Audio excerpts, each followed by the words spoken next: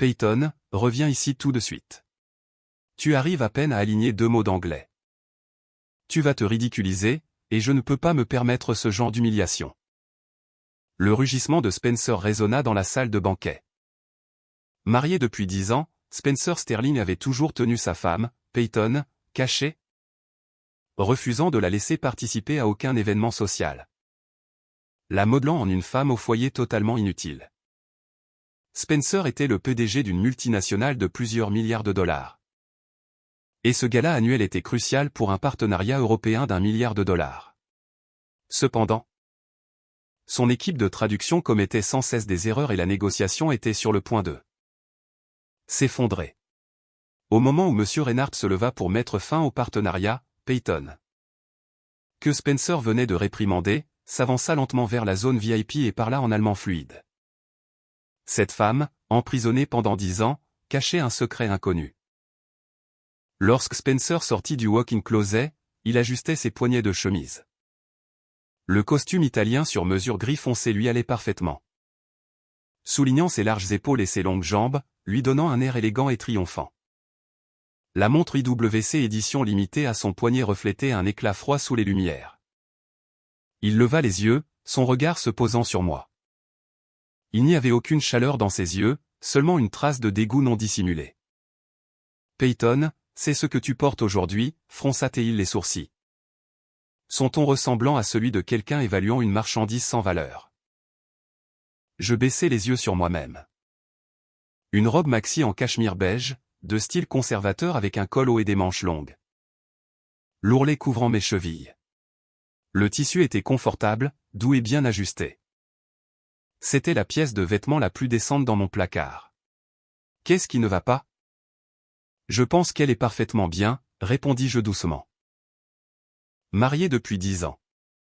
Mon placard était rempli de vêtements d'intérieur et de robes conservatrices que Spencer avait choisies pour moi. Les couleurs étaient exclusivement noir ou blanc, les styles toujours amples et larges, dissimulant parfaitement toutes les lignes de mon corps. Il disait toujours, les femmes trop voyantes attirent facilement les ennuis. Il disait toujours, tant que c'est confortable, pas besoin de s'habiller. Il disait toujours, tu es Madame Sterling. Tu n'as pas besoin de compter sur les vêtements pour prouver quoi que ce soit. Pendant 10 ans, je l'avais cru. Bien. C'est le gala annuel le plus important de notre entreprise. Il y aura de nombreux invités étrangers cruciaux ainsi que de nombreux partenaires, politiciens et élites des affaires. Spencer prit une profonde inspiration comme s'il endurait quelque chose. Tu ressembles à une enseignante à la retraite qui va à une vente de pâtisserie communautaire. Ces mots étaient comme une aiguille perçant avec une précision parfaite. Mon cœur se serra. J'avais entendu ce rabaissement familier d'innombrables fois au cours de la dernière décennie. Cela ne vous faisait pas saigner. Mais cela piquait à plusieurs reprises au même endroit jusqu'à ce qu'un cale se forme.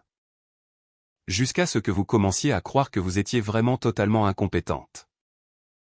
Je suis désolé. Ce sont les seuls vêtements que j'ai. Je disais la vérité. Au cours des 10 dernières années, je n'avais pas acheté un seul vêtement pour moi-même. Chaque fois que nous sortions, Spencer préparait ma tenue à l'avance, me disant quelle robe porteur et quelles chaussures à sortir. Si je soulevais une objection, il utilisait ce ton déçu pour dire à quel point j'étais déraisonnable, et alors je cédais. J'avais cédé tout le temps. Spencer ricana et ne continua pas le sujet. Il sortit une enveloppe de la poche intérieure de sa veste de costume et la jeta négligemment sur la coiffeuse. C'est pour toi. Une fois arrivé au lieu, tiens-toi à ça et assieds-toi dans un coin en m'attendant. Ne te promène pas. Ne parle à personne. Reste juste silencieuse. Je pris l'enveloppe et en sortis le contenu. C'était un billet d'entrée pour le gala annuel. Magnifiquement conçu avec les mots « Sterling Enterprises Annual Gala » imprimés en feuille d'or. Au bas du billet, une ligne de petit texte indiquait clairement « Mrs. Spencer Sterling ». Ces 3 mots étaient comme un tampon, compressant toute mon identité dans ce seul titre. Pourquoi ne me laisses-tu pas entrer avec toi? Je suis ta femme, ressentis-je une pointe de grief, ma voix baissant involontairement. Spencer se retourna, l'expression sur son visage devenant instantanément glaciale, portant un sens de commandement incontestable. Peyton, comporte-toi bien. Sa voix baissa comme s'il grondait un enfant désobéissant. Tu sais à quel point mon gala d'entreprise est médiatisé. Les participants sont tous des figures politiques.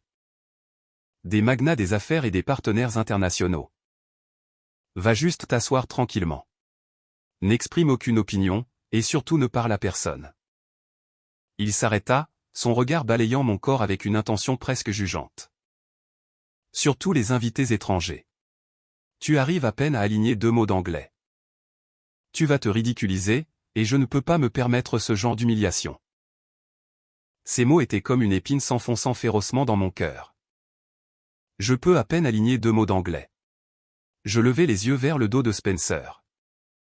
Mon mari, le PDG d'une société multinationale de plusieurs milliards de dollars, m'avait modelé au cours de la dernière décennie en une femme au foyer bonne à rien d'autre que nettoyer et cuisiner. Il avait peur que j'assiste à des événements sociaux.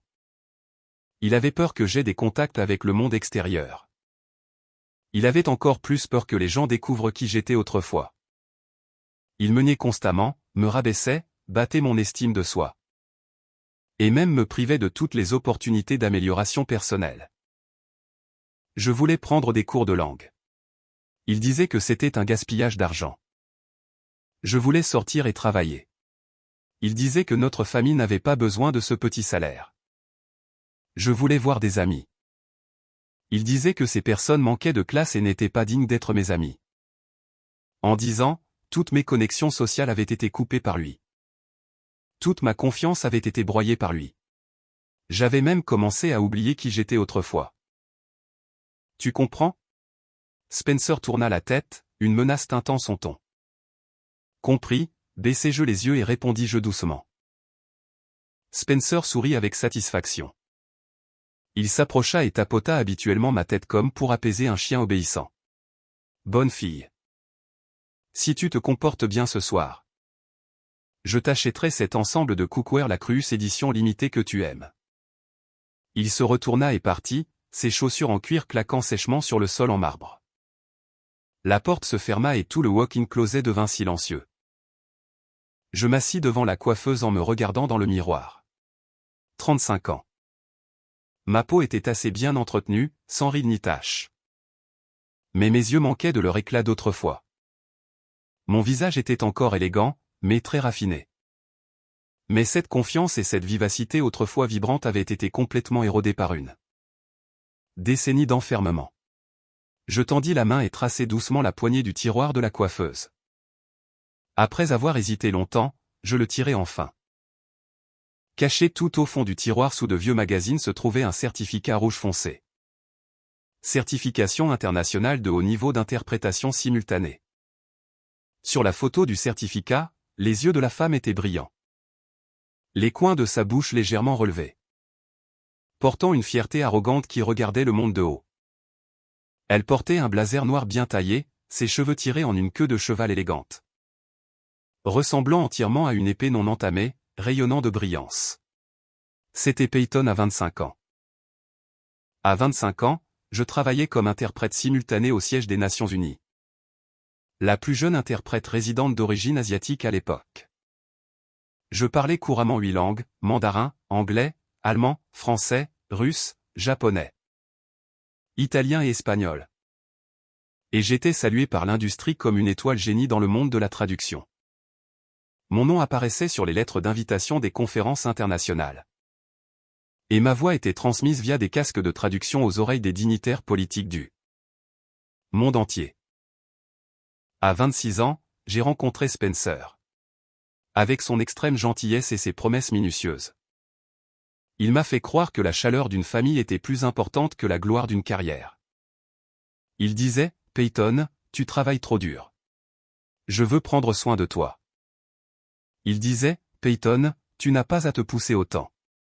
Je peux subvenir à tes besoins. Il disait, Peyton, j'aime ton innocence. Je te protégerai pour le reste de ma vie. À 27 ans, je l'ai épousée. J'ai tout abandonné. J'ai refusé le renouvellement de mon contrat avec l'ONU, refusé toutes les offres de traduction. Supprimé tous mes comptes de médias sociaux professionnels et quitté complètement le cercle où je me tenais autrefois au sommet. Je suis devenue la femme au foyer de la famille Sterling. En y repensant maintenant, ce n'était pas de la protection. C'était de l'emprisonnement. Ce dont il avait besoin n'était pas une épouse, mais un accessoire de fond qui lui permettait d'afficher confortablement son succès. Un accessoire qui ne volerait pas son projecteur, ne questionnerait pas ses capacités et ne le ferait pas se sentir inférieur devant les étrangers. Un vase, pas même un vase. Un vase est au moins joli à regarder. Ce qu'il voulait était une ombre. Je pris une profonde inspiration. Remis le certificat au fond du tiroir et le couvris avec les vieux magazines. Ce soir, je ne voulais plus être cet accessoire de fond. Le gala annuel se tenait dans la salle de banquet du dernier étage de l'hôtel international le plus luxueux du centre-ville.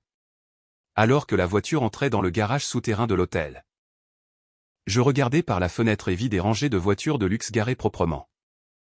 Bentley, Maybach, Porsche, les plaques d'immatriculation étaient de plus en plus prestigieuses. Arthur, le chauffeur de Spencer, gara la voiture en sécurité et courut ouvrir la porte. Monsieur Sterling, nous sommes arrivés. Spencer ajusta sa cravate et sortit. Il se tint près de la portière de la voiture et tendit la main vers moi. Mais la force de sa prise était moins de l'intimité et plus du contrôle. Il serra ma main fermement, ses articulations s'enfonçant pratiquement dans mon poignet. Souviens-toi, parle moins, souris plus, avertit-il à voix basse. Ses lèvres bougeant à peine comme s'il donnait un ordre à un espion. L'ascenseur monta directement du garage au dernier étage. Au moment où les portes s'ouvrirent, lumière et son se précipitèrent comme une vague. Un immense lustre en cristal pendait du plafond à triple hauteur. Chaque cristal réfractant une lumière éclatée, illuminant toute la salle de banquet comme en plein jour. Un tapis rouge foncé courait au centre de la salle, flanqué d'énormes arrangements floraux. Le parfum des lys et des roses se mélangeait si intensément qu'il était presque étourdissant. Au moins 200 ou 300 personnes étaient déjà arrivées. Les hommes étaient vêtus uniformément de costumes sombres, tandis que les femmes portaient des robes de soirée de toutes couleurs, leurs bijoux scintillant sous les lumières. L'air était rempli du parfum mélangé à l'odeur du champagne et des cigares. C'était l'odeur de l'argent et du pouvoir. Je me penchai inconsciemment plus près de Spencer. Son bras se contracta légèrement, me plaquant contre son côté. Juste au moment où nous entrions dans la salle, un homme d'âge moyen en costume bleu foncé se précipita. Il était légèrement potelé, portait un sourire professionnel et tenait un verre de champagne. « Monsieur Sterling, vous êtes arrivé. » Le visage de Spencer passa instantanément à une autre expression. Ce sourire confiant et contrôlant propre aux hommes à succès. « Marcus, quel beau décor vous avez aujourd'hui. Vous pariez. Toute l'entreprise a passé 2 mois à préparer ça. » Le regard de Marcus se posa sur moi avec une pointe d'examen. « Et voici sûrement Madame Sterling. » Disant et nous voyons enfin la vraie vous. Spencer rit immédiatement et me tira légèrement derrière lui. Un mouvement presque inconscient. Une femme au foyer comme elle est juste là pour s'amuser. Elle s'effraie facilement, alors ne l'effrayez pas, dit-il en riant. Son ton comme s'il présentait un meuble sans importance. Marcus sourit poliment. Vous plaisantez, monsieur Sterling. Madame Sterling a clairement l'air d'une épouse merveilleuse et soutenante. Son regard s'attarda sur moi moins de 2 secondes avant de s'éloigner rapidement. Juste à ce moment, une voix de femme appela de derrière. Monsieur Sterling, la délégation étrangère est prête. L'équipe de Francfort vient d'arriver. J'étais sur le point d'aller les accueillir. Je tournai la tête. Une femme émergeait de la foule. Elle était grande, portant une robe de soirée rouge vin audacieusement taillée. Le décolleté plongeant et la fente de la jupe la rendaient exceptionnellement frappante dans la foule. Son maquillage était impeccable, son eyeliner parfaitement tracé. Et ses lèvres peintes d'une nuance assortie à sa robe. Elle s'approcha avec un sourire, dégageant l'aura capable et séduisante typique d'une femme d'entreprise d'élite. C'était la secrétaire de Spencer, Chloé. Sa voix ressemblait beaucoup plus à la compagne féminine de Spencer que moi, son épouse réelle. Spencer lâcha immédiatement ma main. Se tourna vers Chloé et son sourire devint beaucoup plus naturel et enthousiaste. Vous avez fait un excellent travail. Monsieur Reinhardt est-il arrivé? Oui, il est dans la zone VIP. Avec son équipe consultative, 6 personnes au total. Le regard de Chloé balaya sur moi. Elle fit un signe de tête polie et ne dit pas un mot de plus. Ce seul regard était comme reconnaître la présence d'une personne totalement insignifiante. Peyton, trouve juste un endroit au hasard pour t'asseoir et ne t'éloigne pas. Spencer n'attendit même pas ma réponse avant de marcher rapidement avec Chloé vers la zone VIP au fond de la salle de banquet. Je restais là à regarder le dos des deux qui marchaient côte à côte. Chloé marchait à la droite de Spencer, sa tête légèrement inclinée pour l'écouter parler, hochant la tête occasionnellement. Sa posture était très naturelle, comme si elle avait occupé cet endroit exact depuis très longtemps. Mon cœur se sentait complètement tranquille. Au cours des 10 dernières années, l'existence de Chloé n'avait jamais été un secret. L'explication de Spencer était toujours: elle est mon assistante de confiance. C'est strictement professionnel. Les messages tardifs sur son téléphone. Les ajouts de dernière minute de sa secrétaire féminine au manifeste de voyage lors des voyages d'affaires, ses photos ambiguës lors des fêtes d'entreprise.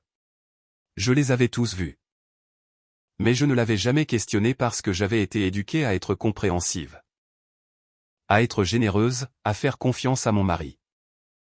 Parce que chaque fois que je montrais un quelconque mécontentement, Spencer utilisait ce ton déçu et disait: « Pourquoi es-tu si méfiante envers moi ?» et me donnait ensuite le froid pendant des jours parce que j'y étais déjà habitué.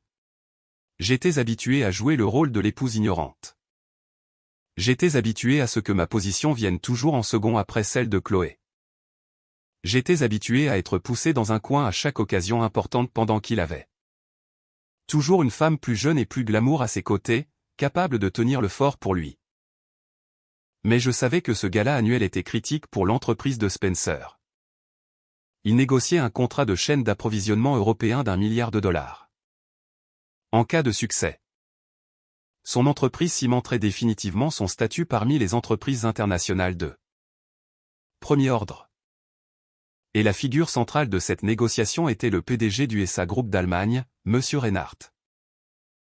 J'avais recherché le profil de M. Reinhardt en ligne. C'était un Allemand incroyablement pointilleux. Issu d'une famille industrielle de Francfort avec des normes extrêmement élevées pour le professionnalisme de ses partenaires. Il ne faisait confiance qu'aux négociations commerciales menées dans sa langue maternelle et possédait une exigence presque paranoïaque en matière de précision de traduction. L'équipe de traduction de Spencer, si ces quelques personnes pouvaient même être appelées une équipe, n'avait absolument aucune chance de gérer une négociation de ce calibre. Je n'écoutais pas l'ordre de Spencer d'aller m'asseoir dans un coin. Je marchais directement vers la table du buffet dans la zone salon. J'avais besoin de trouver quelque chose à faire. Plus important encore, j'avais besoin d'observer. La table du buffet était installée sur le côté de la salle de banquet.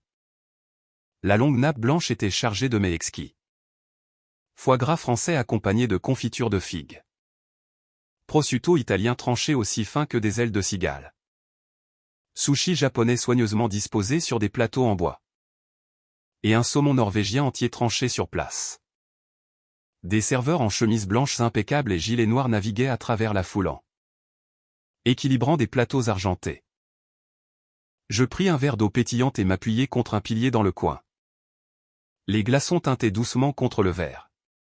À travers les interstices de la foule, je pouvais clairement voir ce qui se passait dans la zone VIP. Elle était délimitée par des cordes en velours rouge foncé. Le sol couvert d'un tapis encore plus épais que celui de la salle principale. Plusieurs tables rondes étaient disposées autour d'une zone de négociation centrale équipée de dispositifs de traduction simultanée, de casques et de microphones.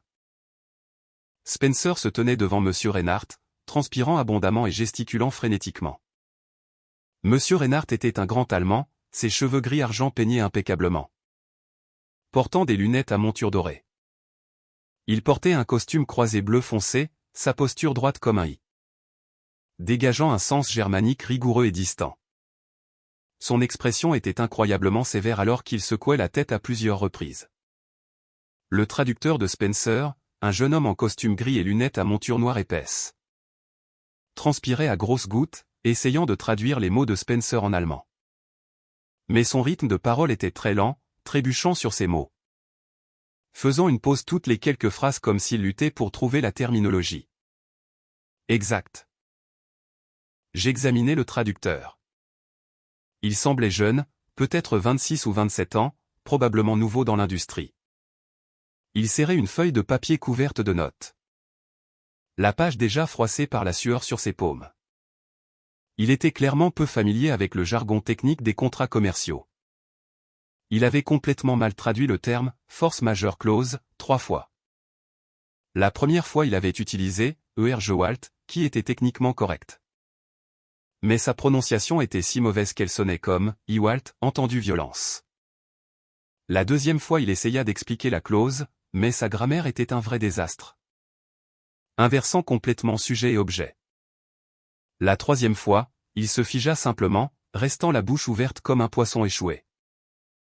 L'équipe consultative à côté de M. Reinhardt commença à murmurer entre eux. J'entendis une voix parler français. Ce traducteur ne connaît même pas la terminologie de base. Le professionnalisme de Sterling Enterprises est hautement discutable. Celui qui parlait était un Français avec une barbiche portant un costume gris magnifiquement taillé. Avec une petite épingle de drapeau français au revers. C'était M. Michel. L'advisé français de M. Reinhardt chargé de la logistique et des affaires juridiques. Une autre voix répondit en russe. La délégation allemande est déjà très impatiente. J'ai entendu Reinhardt dire « We of time dot ». C'était un russe barbu et costaud parlant avec un fort accent moscovite. Il était probablement le représentant russe chargé des quotas énergétiques pour le marché de l'Europe de l'Est. Les coins de ma bouche se relevèrent légèrement. Spencer ne me laissait jamais assister à ces rassemblements d'entreprises. Non seulement parce qu'il avait peur que je lui vole la vedette, mais plus important encore. Il avait peur que je découvre que l'entreprise dont il était si fier n'était pas aussi impeccable qu'il le vantait. Par exemple, il manquait de véritables traducteurs internationaux de haut niveau. Par exemple, son équipe de traduction ne pouvait même pas gérer une négociation multilingue correcte. Par exemple, sa stratégie internationale n'était rien de plus qu'une belle façade. Je continuais à rester dans le coin, écoutant silencieusement chaque mot échangé dans la zone VIP. Le traducteur de Spencer avait complètement perdu son sang-froid. Il commença à vérifier fréquemment son téléphone, semblant utiliser une application de traduction pour rechercher des mots à la volée. Mais pour chaque mot qu'il recherchait, il devait faire une pause de 10 secondes. Fracturant complètement le rythme de la négociation. L'expression de M. Reinhardt devenait de plus en plus laide. Il baissa les yeux sur la montre à son poignet. C'était une montre ancienne, son cadran argent brillant doucement sous les lumières. Puis il leva les yeux et dit une seule phrase en allemand à l'advisé à côté de lui. Si nous ne pouvons pas obtenir une proposition claire dans les 15 prochaines minutes, je mettrai fin à cette négociation.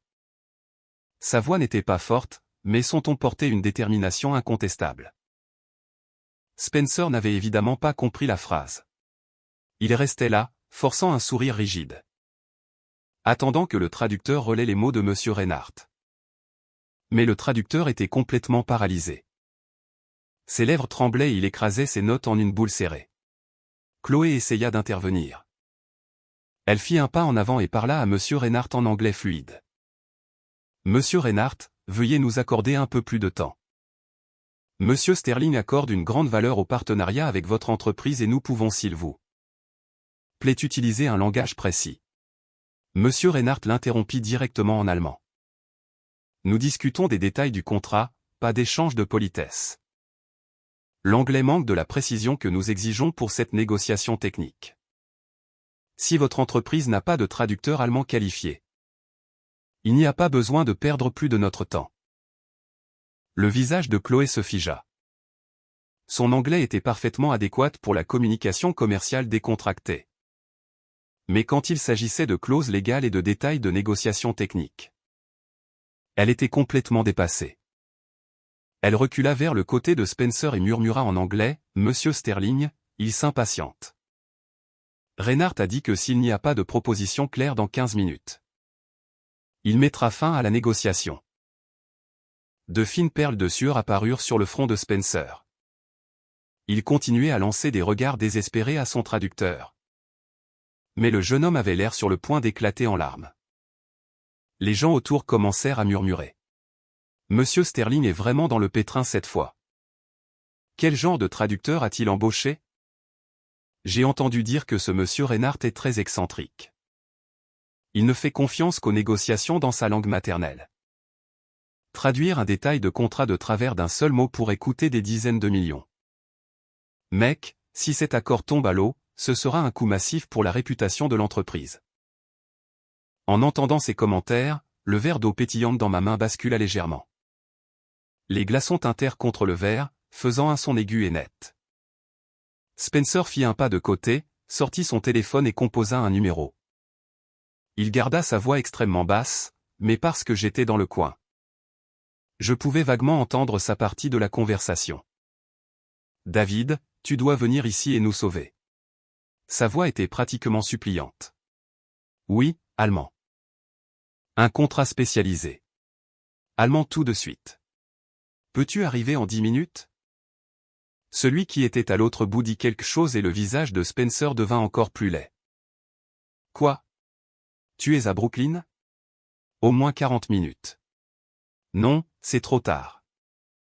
Ils nous ont donné seulement 15. Il raccrocha le téléphone et frotta fortement l'arête de son nez. Monsieur Reinhardt avait apparemment perdu toute patience. Il se leva, ajusta les revers de son costume et prit son verre de vin sur la table. C'était un verre de vin blanc, brillant d'une teinte dorée pâle sous les lumières. Monsieur Sterling, je ne vois aucune raison de continuer la négociation d'aujourd'hui, dit-il en allemand. Sa voix n'était pas forte, mais chaque mot portait clairement aux oreilles de tous les présents. Notre entreprise a des exigences très strictes concernant le professionnalisme de nos partenaires. Puisque votre entreprise a des problèmes aussi graves avec quelque chose d'aussi basique que la traduction, je ne peux pas vous faire confiance pour respecter nos normes dans d'autres domaines. Il s'arrêta, son regard froid balayant Spencer. Chloé et le traducteur au visage complètement cendreux. Je suis désolé, mais ce partenariat s'arrête ici. Le visage de Spencer devint instantanément pâle comme un linge. Il comprit que le partenariat était terminé. Même s'il n'avait pas saisi chaque mot allemand que M. Reinhardt avait dit. La finalité absolue dans son ton et l'acte de se lever était suffisant pour qu'il réalise ce qui se passait. « Attendez » cria Spencer en anglais paniqué, sa voix teintée d'une terreur évidente. « Monsieur Reinhardt, veuillez m'accorder 5 minutes de plus. Juste 5 minutes. Monsieur Reinhardt offrit simplement un sourire poli. C'était un sourire superficiel, seuls les coins de sa bouche se relevant légèrement. Ses yeux entièrement dépourvus de chaleur. Il se retourna, se préparant à partir avec son équipe consultative. C'est exactement à ce moment que je pris ma décision. Je posai mon verre d'eau pétillante. Le verre fit un doux cliquetis contre la table. Je baissai la main et lissai les plis de ma jupe. Le cachemire beige se sentait doux et chaud sous mes doigts comme une dernière couche d'armure. Je pris une profonde inspiration. Puis je commençai à marcher vers la zone VIP. Chaque pas que je faisais était ferme et résolu. Mes talons s'enfonçaient dans le tapis épais, faisant presque aucun son. Mais ma colonne vertébrale était parfaitement droite. Mon menton se releva légèrement et mes épaules se redressèrent. Cela semblait incroyablement étranger, pourtant si profondément familier. Étranger parce que je n'avais pas marché comme ça depuis 10 ans. Familier parce que c'était ainsi que Peyton à 25 ans marchait. C'était ainsi que la femme qui se tenait imperturbable dans la salle de l'Assemblée générale des Nations Unies face aux représentants de 193 pays marchait. Chloé fut la première à remarquer mon approche. Elle se tenait à côté de Spencer, serrant un dossier de contrat dans ses mains, l'air frénétique. Quand elle me vit m'approcher, ses sourcils se froncèrent instantanément et elle me dit silencieusement, « Va-t'en. Ne fais pas de bêtises. » Spencer me vit aussi. Ses yeux se remplirent instantanément de colère et d'avertissement, tout son visage se tendant. « Peyton, reviens ici. » Sa voix était gardée très basse, mais chaque syllabe semblait serrée entre ses dents, portant la rage supprimée d'une tempête imminente. « Tu ne me comprends pas? Retourne. Retourne tout de suite. » Il le rugit pratiquement. Sa voix était forte, sonnant exceptionnellement grinçante dans la salle de banquet calme. Les gens autour de nous tournèrent la tête, leur regard atterrissant uniformément sur moi. Tout le monde me regardait. La femme au foyer que Spencer Sterling avait cachée pendant une décennie. Monsieur Reinhardt s'arrêta de marcher, portant un regard de curiosité et de confusion. Il regarda ce drame domestique soudain se dérouler. Ses lunettes reflétaient la lumière du lustre en cristal, rendant impossible de lire le regard dans ses yeux. L'homme à côté de lui, Monsieur Michel, s'arrêta aussi, croisant les bras et regardant la scène avec grand intérêt. J'ignorais la fureur de Spencer et marchai directement vers Monsieur Reinhardt. Je m'arrêtai à environ 2 pas de lui. Monsieur Reinhardt était presque une tête plus grand que moi. Il baissa légèrement la tête, m'observant avec un regard évaluateur. Il n'y avait aucune malice dans ce regard, mais aucune chaleur non plus. Comme un instrument de précision évaluant un objet inconnu. Monsieur Michel inclina la tête et murmura une phrase en français à Monsieur Reinhardt.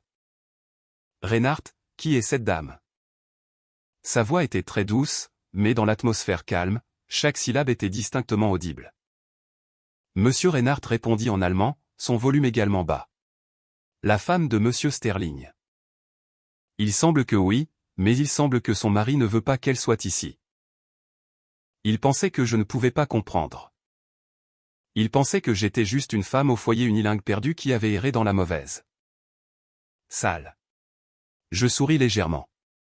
Je pris une profonde inspiration et, utilisant un allemand fluide avec un accent standard de Hanovre, je parlais.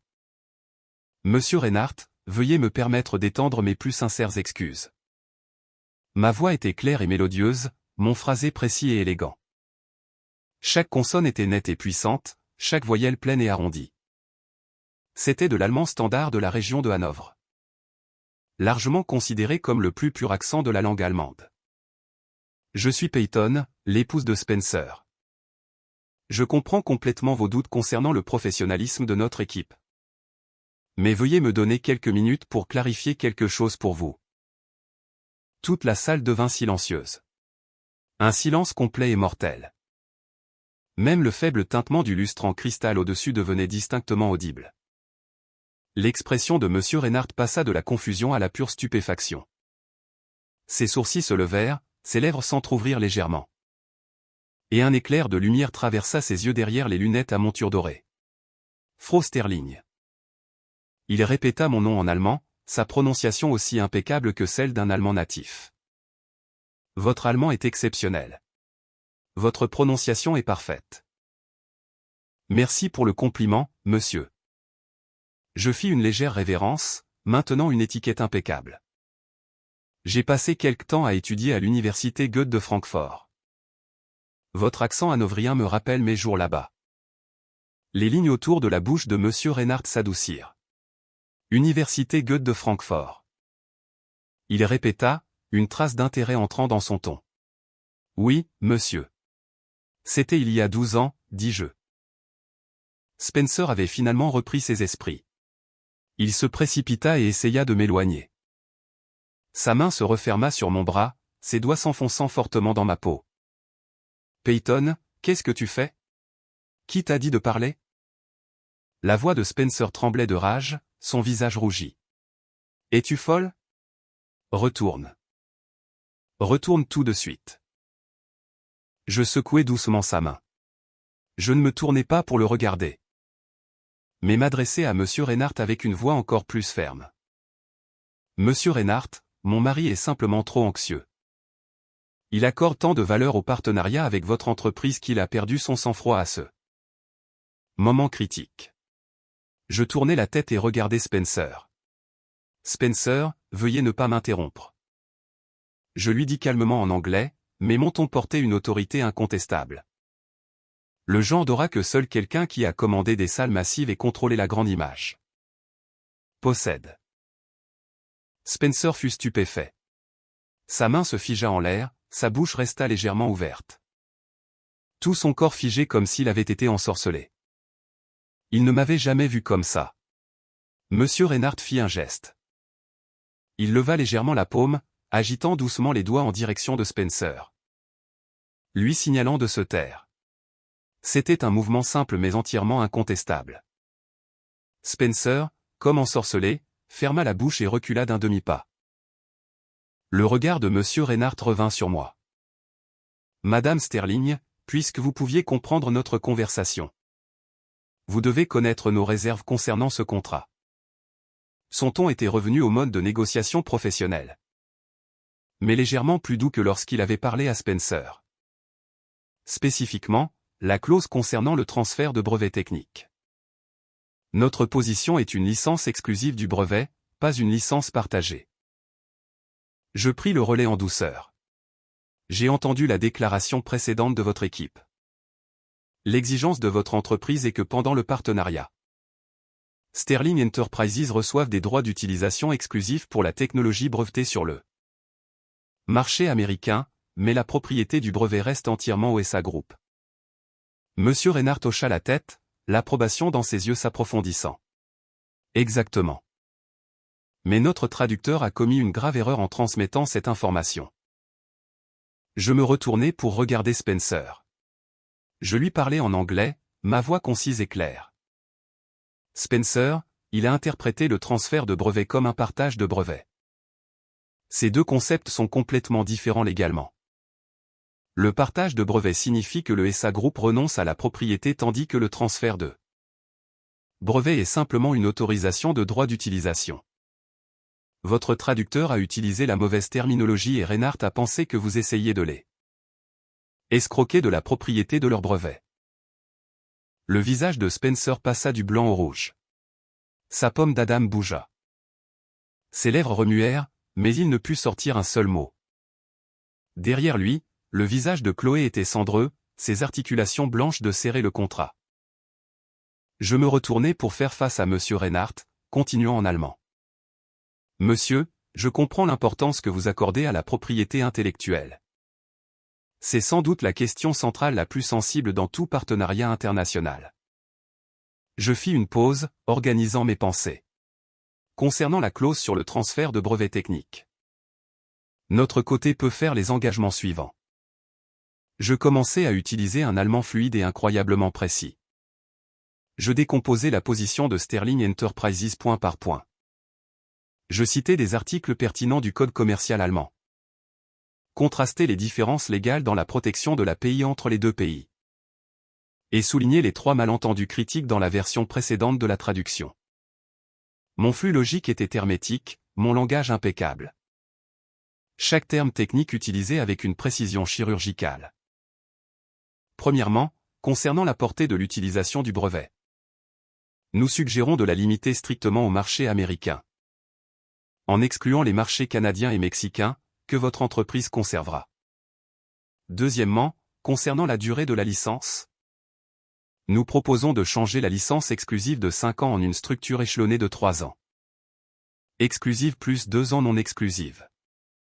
Cela garantit les intérêts de votre entreprise tout en nous donnant suffisamment d'espace pour l'expansion du marché. Troisièmement, concernant les frais de licence. Nous acceptons votre modèle proposé d'un frais de base plus un pourcentage des ventes. Mais le pourcentage devrait être ajusté de 6% à 5%. Parce que le coût de développement du marché nord-américain est significativement plus élevé que celui du marché européen. Chaque proposition touchait juste, et chaque chiffre était soutenu par un raisonnement solide. Les yeux de Monsieur Reinhardt devenaient de plus en plus brillants. Il intervenait avec des questions périodiquement. Et chaque question ciblait les facteurs de risque les plus critiques dans le contrat. Et je répondais à toutes rapidement et sans faille sans avoir besoin de pause pour réfléchir ou consulter des documents.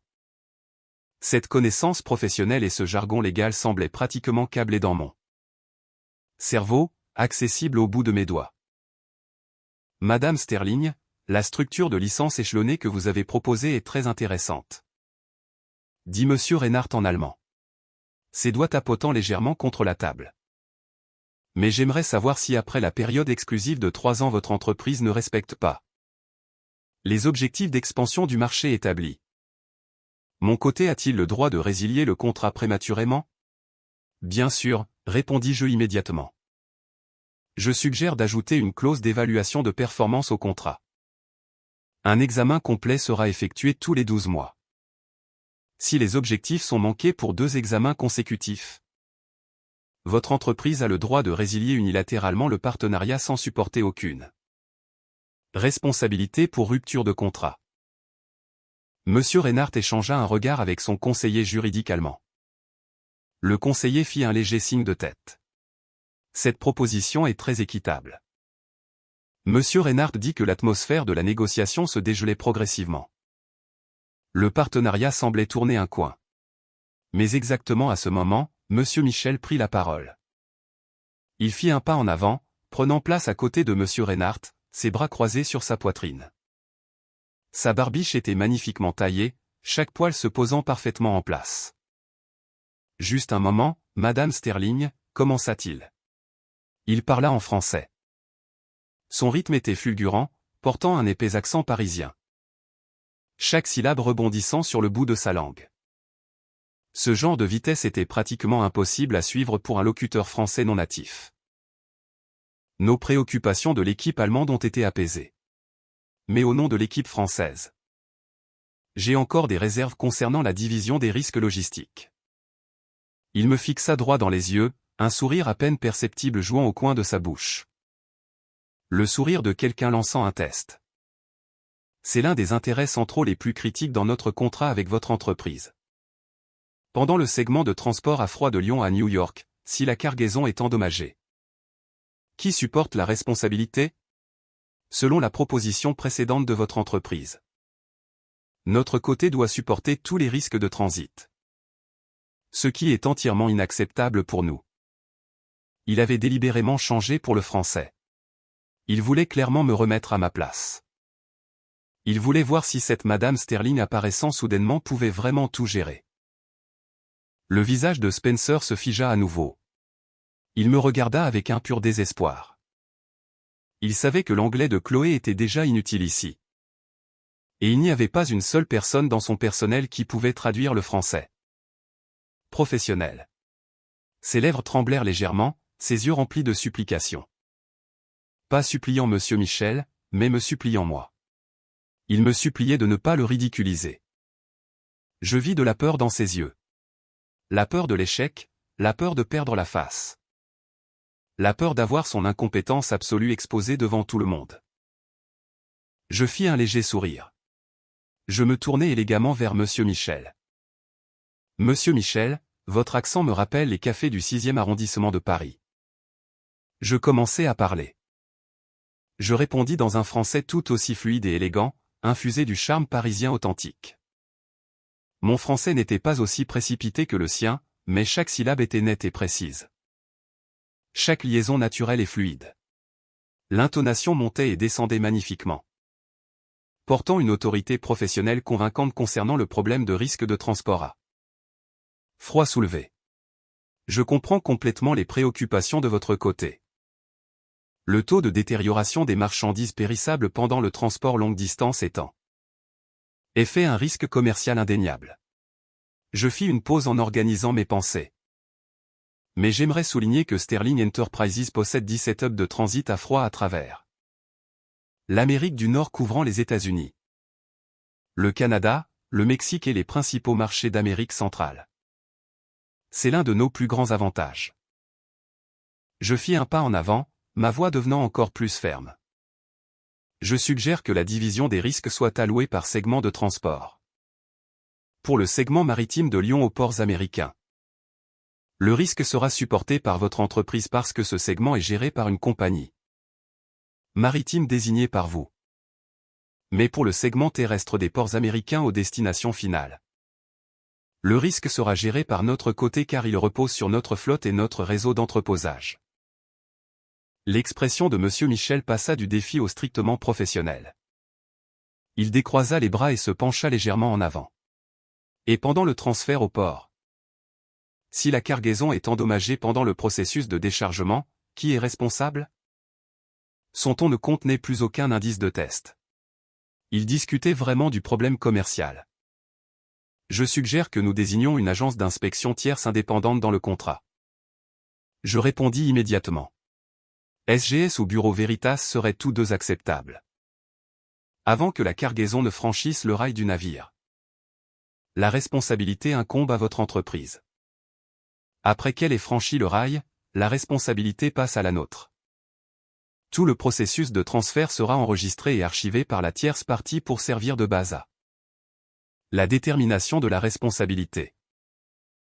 Monsieur Michel se tut. Il se tourna et parla à voix basse avec le conseiller juridique français à côté de lui. Puis il se retourna en me regardant, ses yeux contenant quelque chose de nouveau, le respect. Magnifique, Monsieur Michel ne put s'empêcher de louer. Sa voix portait une admiration sincère. Madame Sterling. Votre maîtrise du français et votre compréhension du droit logistique international sont incroyablement impressionnantes. J'ai travaillé dans le commerce international pendant 30 ans. Et je rencontre rarement un partenaire de négociation comme vous qui excelle à la fois dans la langue et l'expertise technique. Spencer se tenait juste derrière moi. Je pouvais sentir sa présence, mais je n'osais pas me retourner pour le regarder. Je savais que son corps devait être entièrement rigide, comme une statue. Les collègues et invités autour de lui avaient depuis longtemps arrêté de discuter. Chaque œil dans la salle était verrouillé sur moi. Ce qui les choquait n'était pas seulement que je pouvais parler français, mais que je passais sans faille de l'allemand au français sans manquer un battement, affichant un niveau d'expertise technique rivalisant avec des vétérans de l'industrie natifs. Monsieur Reinhardt et Monsieur Michel échangèrent un regard. Ils étaient clairement ravis de mon intervention soudaine. Madame Sterling, vos capacités professionnelles sont vraiment remarquables, dit à nouveau Monsieur Reinhardt en allemand. Ensuite, concernant l'expansion sur le marché de l'Europe de l'Est. Notre représentant de l'équipe russe a quelques pensées. Il regarda vers l'homme russe, qui était resté silencieux dans le coin. Le représentant russe s'était assis tout au bord de la zone VIP. Il arborait une barbe épaisse, soigneusement taillée, mais manquant de la délicatesse manucurée de Monsieur Michel, dégageant la rudesse typique des hommes russes. Son costume était gris foncé et taillé plus ample que ceux des délégués allemands ou français, faisant paraître ses épaules exceptionnellement larges. Sur la table devant lui se trouvait un verre de vodka, nature, sans glace. Il n'avait pas parlé du tout, écoutant simplement tranquillement les déclarations de tout le monde, prenant occasionnellement des gorgées de son verre. Maintenant Monsieur Reinhardt avait dirigé le sol vers lui. Le représentant russe se leva. Il bougea sans hâte, ajustant d'abord le devant de sa veste avant de balayer les personnes dans la salle. Son regard se posa finalement sur moi. Madame Sterling, commença-t-il. Il parla russe. Du russe pur, portant l'énonciation spécifique des voyelles de la région de Moscou. Chaque air roulé était net et puissant. Il ne parlait pas rapidement, mais chaque mot semblait pousser du fond de sa poitrine, portant un poids lourd unique aux nations du Nord. J'ai une question. Sa voix était basse et résonnante. Concernant les quotas énergétiques, le SA Group a un projet de gaz naturel en Sibérie orientale. Et nous espérons que dans le cadre de ce partenariat, le gaz naturel liquéfié produit là-bas puisse être vendu sur le marché nord-américain via les canaux de Sterling Enterprises. Il fit une pause, leva son verre et prit une gorgée de vodka. Mais le problème est le quota. La demande de gaz naturel sur le marché nord-américain fluctue drastiquement. Nous ne pouvons pas possiblement fournir sur la base d'un nombre fixe inflexible. Nous avons besoin d'un mécanisme de quota flexible qui garantisse à la fois notre utilisation de la capacité et la stabilité de l'approvisionnement de Sterling Enterprises. Il posa son verre, posa les deux mains sur la table et se pencha légèrement en avant. Ce problème se situe à l'intersection de l'économie énergétique et du droit du commerce international, et il est hautement complexe. Le traducteur précédent de votre entreprise a même mal traduit le terme de base gaz naturel. Liquéfié. Les coins de sa bouche se tordirent en un sourire impuissant. Il l'a traduit par gaz de houille liquéfié. Le gaz de houille est ce qu'on trouve dans une mine, pas le GNL. Un mot de travers, et la nature fondamentale du produit est complètement différente. Spencer vacilla légèrement sur ses pieds. Il comprenait la différence entre gaz naturel liquéfié et gaz de houille. C'était la différence entre un combustible civil et une matière première industrielle. La différence entre des dizaines de millions de profits et des centaines de millions de pertes. Il me regarda dans un désespoir absolu. Ses yeux me disaient qu'il savait que c'était une impasse. Comment une équipe qui avait raté la terminologie de base pouvait-elle espérer naviguer une négociation hautement spécialisée sur les quotas énergétiques? Je fis simplement une révérence polie. Je pris une profonde inspiration. Monsieur Petravich, répondis-je en russe. Ma prononciation russe était impeccable. Mon intonation montant et descendant parfaitement. Capturant pleinement cette cadence émotionnelle unique inhérente à la langue russe. Chaque air roulé tombait magnifiquement, chaque voyelle était robuste et puissante. Et j'exécutais les conjugaisons verbales russes notoirement difficiles sans faille. Le problème de quota énergétique que vous avez soulevé est en effet un sujet hautement spécialisé et complexe. Mais je crois que le cœur de ce problème n'est pas le quota lui-même mais plutôt le mécanisme de tarification. Je fis un pas en avant en me tenant droit à la tête de la table ronde. Les yeux de toute la salle étaient fixés sur moi. Si nous adoptons un quota fixe, votre côté est obligé de fournir la quantité convenue indépendamment des fluctuations des prix du marché. Le risque pour votre côté est que si les prix du marché montent en flèche, vous subissez une perte. Si les prix du marché chutent, nous subissons une perte. C'est un jeu à somme nulle qui ne bénéficie à aucune partie. Monsieur Petravich hocha la tête, un éclair de surprise traversant ses yeux. Et votre recommandation est un quota dynamique, dis-je. Liez le quota au prix du marché. Spécifiquement, nous établissons un prix de base. Lorsque le prix du marché dépasse le prix de base, le quota s'ajuste automatiquement à la hausse, permettant à votre côté de profiter des dividendes de la hausse des prix. Lorsque le prix du marché tombe en dessous du prix de base, le quota s'ajuste automatiquement à la baisse, protégeant nos coûts de base. Je marchai vers un tableau blanc, pris un marqueur et commençai à dessiner un diagramme simple. De cette façon, le quota n'est plus un nombre statique, mais une fonction qui change avec le marché. Votre utilisation de la capacité et le contrôle des coûts de Sterling Enterprises sont tous deux pleinement protégés. Mon russe résonna dans toute la salle de banquet. Ma voix était claire, confiante et résolue, portant une force professionnelle convaincante. Je pivotais sans effort des quotas énergétiques aux conventions du commerce international. Des réserves de gaz de Sibérie orientale aux structures de demande énergétique du marché nord-américain, des accords historiques aux tendances futures. Mon répertoire de connaissances et mon don pour les langues étaient en pleine démonstration sans entrave. À ce moment précis, Monsieur Petravich resta silencieux pendant longtemps. Il prit son verre de vodka et prit une autre gorgée. Puis il le posa, le sourire sur son visage devenant sincère et chaleureux. Madame Sterling, dit-il en russe. J'ai travaillé à Gazprom pendant 22 ans.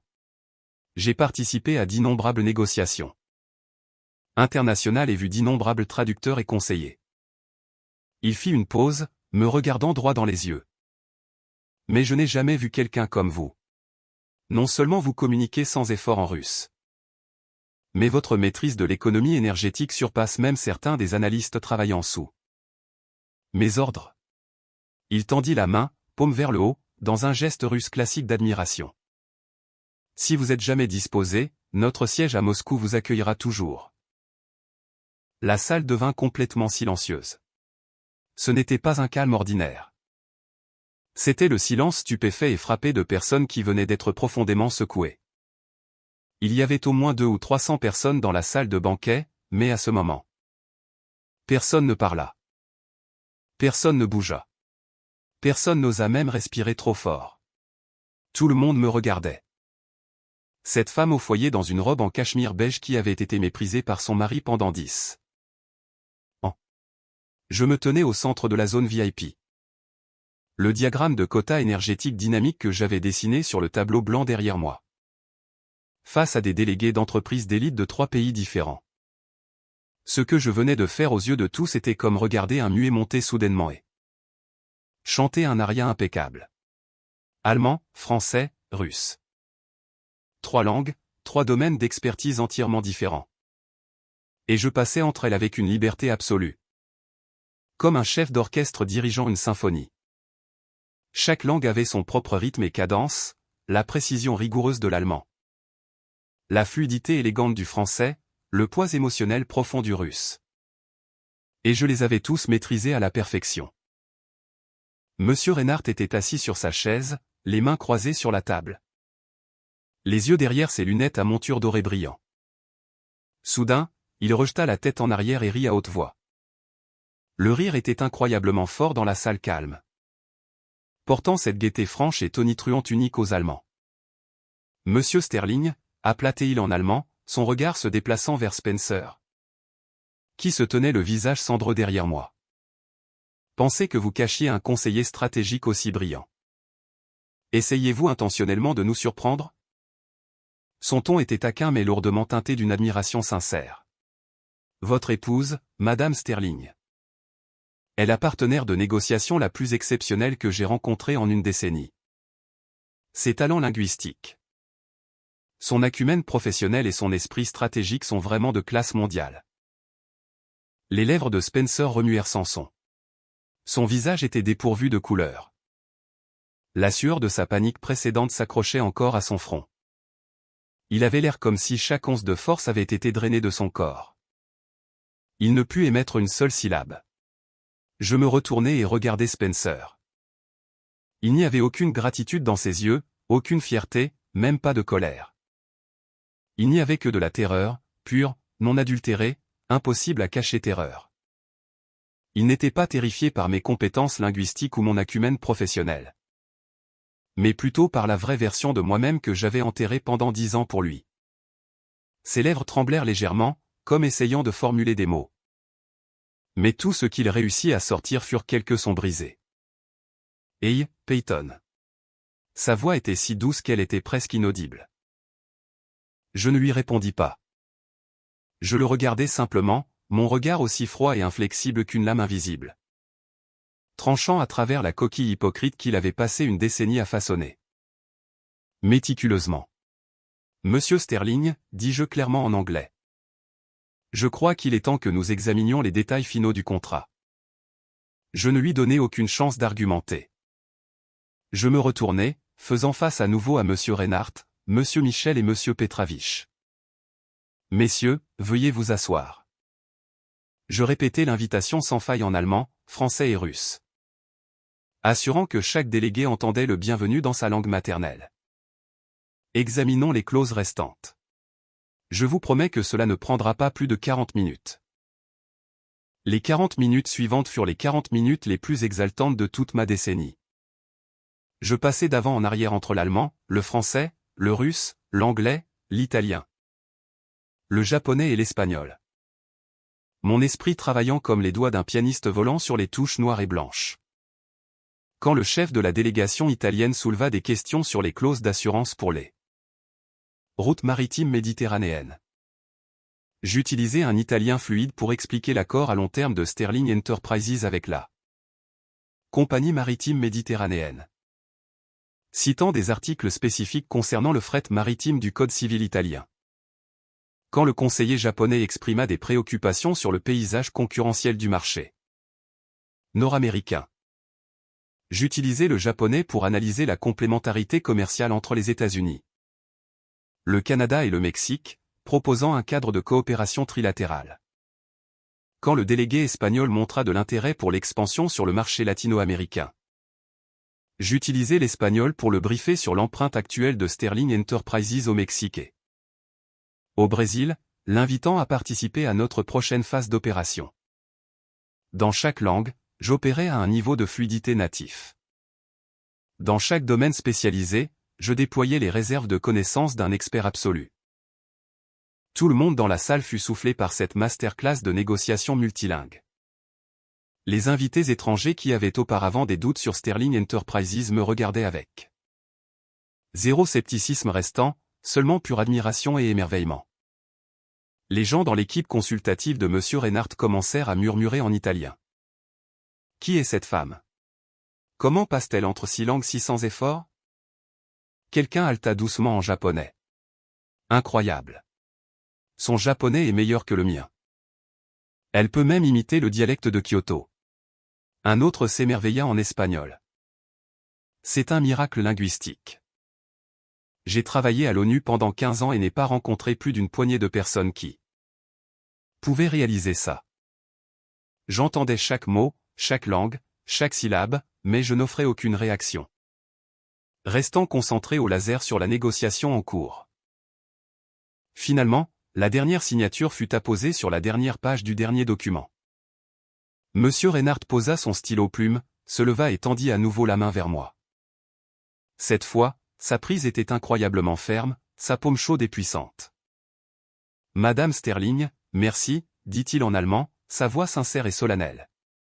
Sans vous, ce partenariat n'aurait jamais abouti.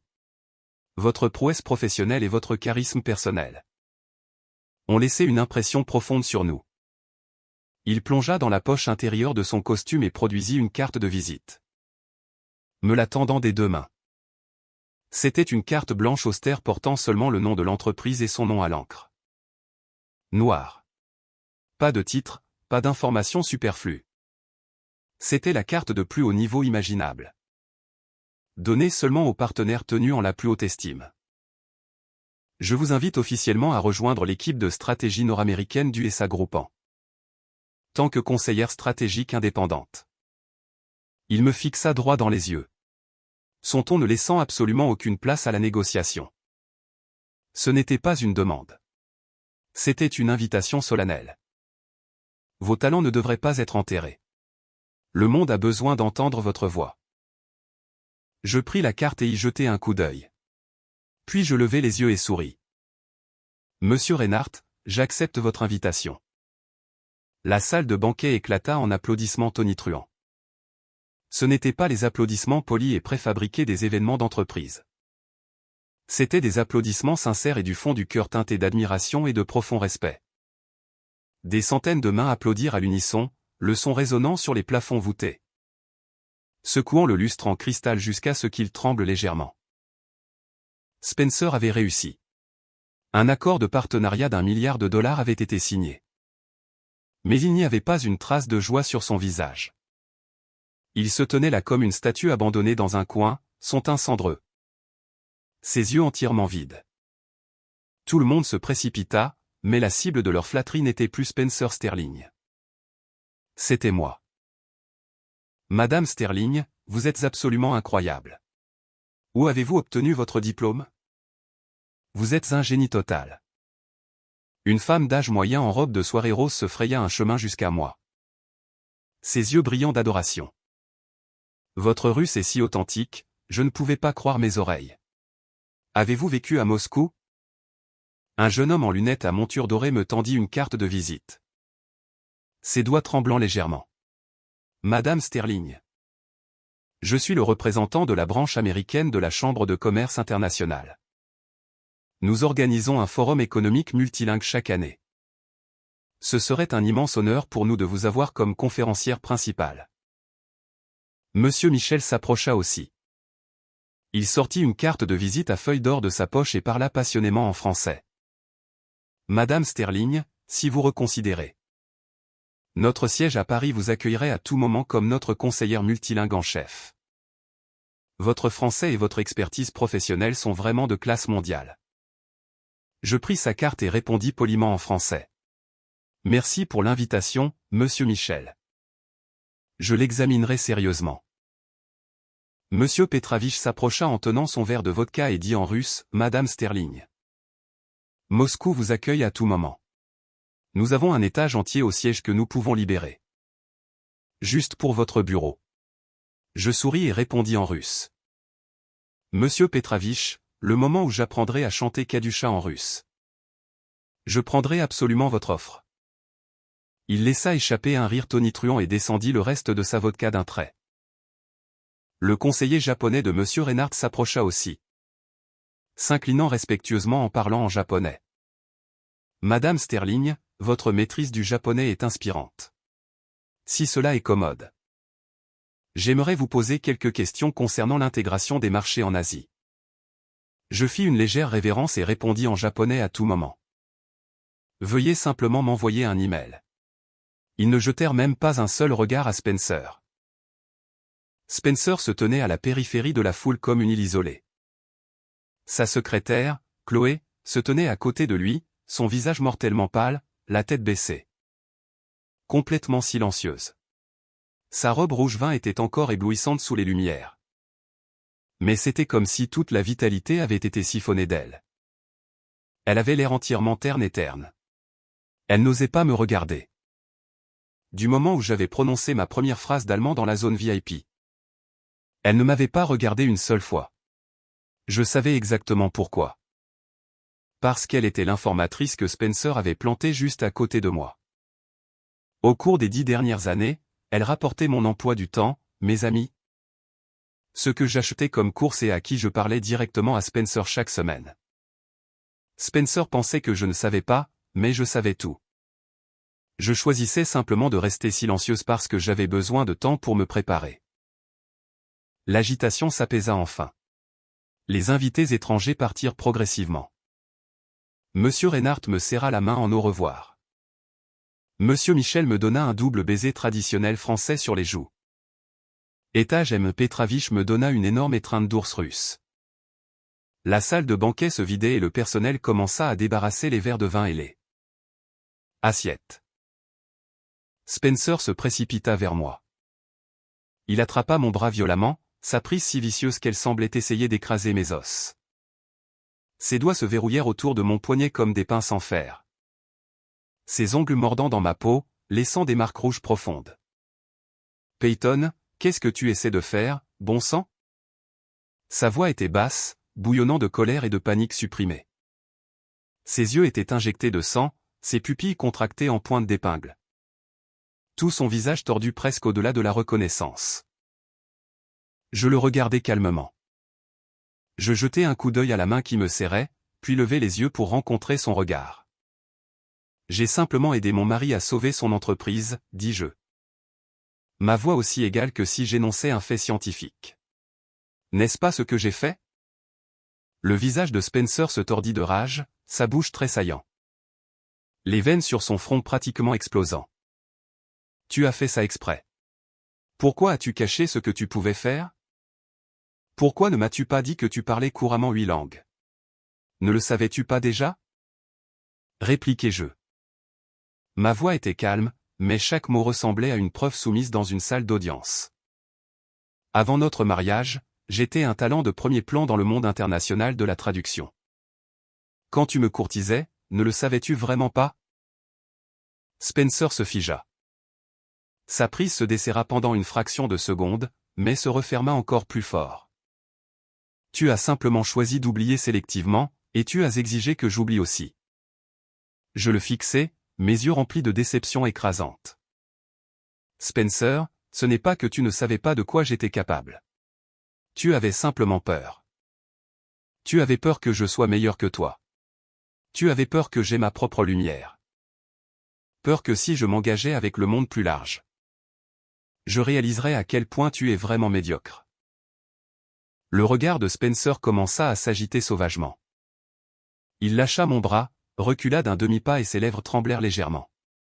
Je n'avais pas peur. Sa voix devint bégayante, ses yeux se déplaçant autour, incapables de rencontrer les miens. Je te protégeais. Cette industrie est trop compliquée, trop chaotique. Je voulais juste que tu aies une vie stable. Stable? Je laissai échapper un rire froid. Ce rire glacial résonna sèchement dans la salle de banquet vide. Stable au point que tout ce que je faisais chaque jour était tourné autour de la cuisinière. Stable au point que je n'avais même pas le droit de choisir ce que je portais.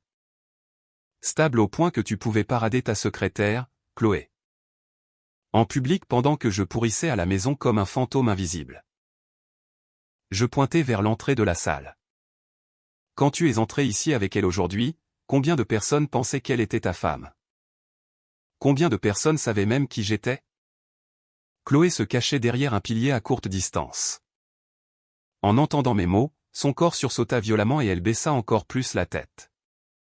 Chloé est juste mon assistante, nia Spencer bruyamment, sa voix résonnant sous les plafonds voûtés. C'est strictement professionnel. Arrête d'être paranoïaque.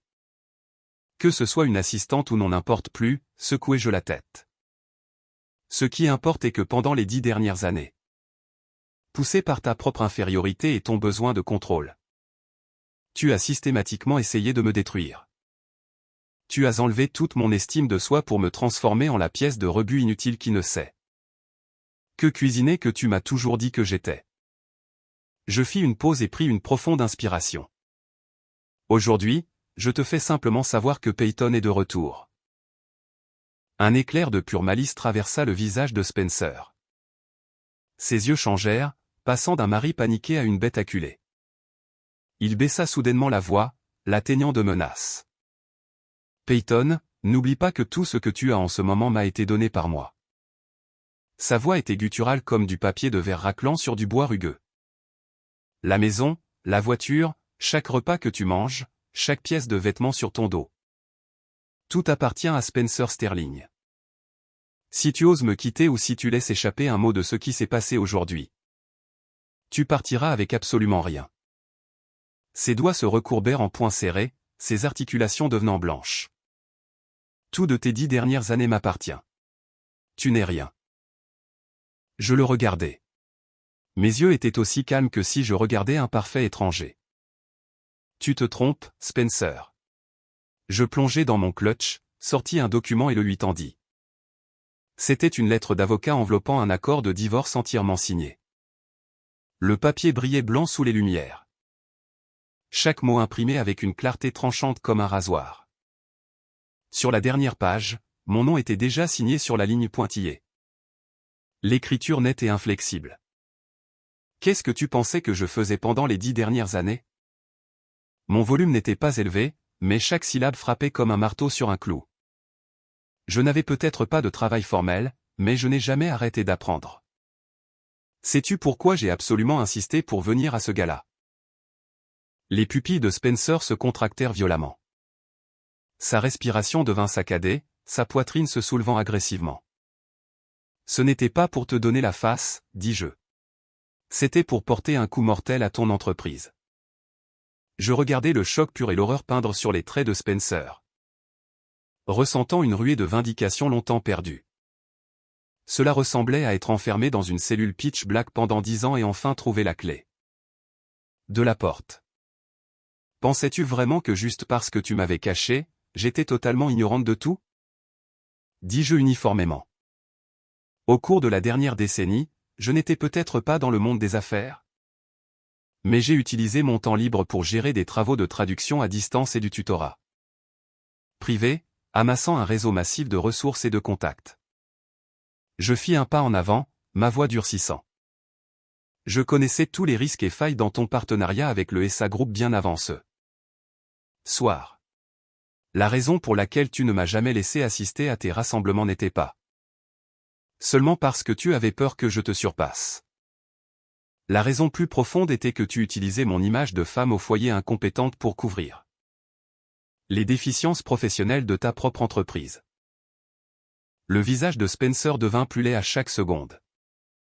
Ses lèvres tremblaient et il écrasait la lettre d'avocat dans son poing. Ton équipe de traduction n'approche même pas des normes internationales. Ta stratégie internationale tant vantée n'est rien de plus qu'une coquille vide. Tu avais peur que si je me montrais, j'expose tout ça. Je pointais l'accord de divorce. Et la raison pour laquelle j'ai résolu cette crise sans faille ce soir n'était pas pour toi. Je fis une pause. C'était pour moi. J'avais besoin d'un début impeccable pour annoncer mon retour. Et ton gala annuel était la scène absolument parfaite. Spencer déchira violemment l'accord de divorce en deux. Le son du papier déchiré était assourdissant dans la salle vide. Les morceaux flottant vers le sol comme de la neige. N'y pense même pas, rugit-il, sa voix ricochant sur le dôme. Peyton, n'oublie pas les factures médicales de ta mère, les frais de scolarité de ton frère. J'ai payé pour tout ça. Tu penses que tu peux simplement me mettre au rebut maintenant? Pas une chance en enfer. Ses yeux étaient injectés de sang, les veines saillant sur son front. Il ressemblait à un taureau enragé. Je le fixai froidement. Les factures médicales de ma mère. Les frais de scolarité de mon frère. Je répétais ces mots. Mon ton dégoulinant de moquerie. Spencer, tu as toujours pensé que tu me finançais. Me gardant éternellement reconnaissante pour pouvoir me contrôler. Je sortis mon téléphone de mon clutch. Ouvris une application bancaire et lui fourrai l'écran au visage. La lumière bleue de l'écran illumina son visage, mettant en évidence sa dévastation absolue. C'est l'argent que j'ai gagné au cours de l'année dernière via des contrats de traduction en ligne. Et quelques investissements internationaux. Ma voix était ferme et résolue. Spencer, je ne dépends pas de toi pour survivre. Le nombre affiché sur l'écran était stupéfiant. C'était une somme à 7 chiffres et pas juste le bas de gamme.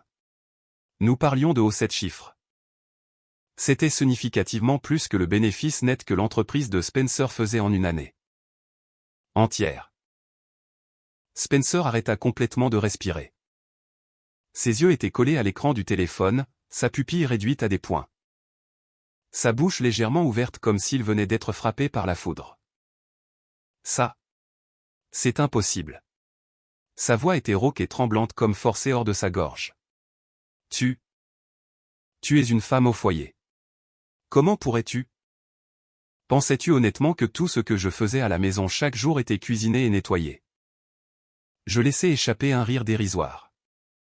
Je traduis plus de contrats en un mois que ton entreprise n'en signe en un an. J'ai simplement choisi de rester discrète pour que tu puisses continuer à vivre dans la bulle délirante de ta persona d'homme à succès. Je tirai le téléphone en arrière et le glissai dans mon clutch. Quant aux factures médicales de ma mère et aux frais de scolarité de mon frère, je te rembourserai jusqu'au dernier centime. Moi, Peyton, n'ai pas besoin d'utiliser les dettes de ma famille pour soutenir un mariage déjà pourri. Spencer était maintenant en mode panique totale. Son corps tremblait légèrement, ses expressions faciales passant de la rage à la terreur. Et de la terreur à une supplication absolue. Il réalisa que le canari qu'il pensait avoir entièrement sous son pouce avait développé des serres tranchantes comme des rasoirs. Peyton, je suis désolé. Sa voix devint soudainement douce, portant un ton suppliant que je n'avais jamais entendu auparavant. J'admets. J'étais trop égoïste. J'avais peur. J'étais terrifié que tu me quittes. Il fit un pas en avant, essayant d'attraper ma main. S'il te plaît, pardonne-moi. Nous pouvons recommencer. Si tu veux travailler, j'ouvrirai une entreprise juste pour toi. Dédiée à... C'est trop tard, Spencer. Je secouai la tête, reculant pour éviter sa main. Pensais-tu que je faisais juste un simple travail de traduction pour toi ce soir au gala? Un sourire triomphant toucha les coins de ma bouche.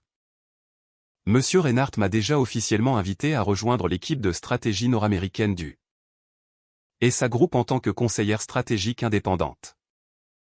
Je regardais Spencer droit dans les yeux et articulais chaque mot. Et j'ai accepté. Le visage de Spencer devint complètement spectral.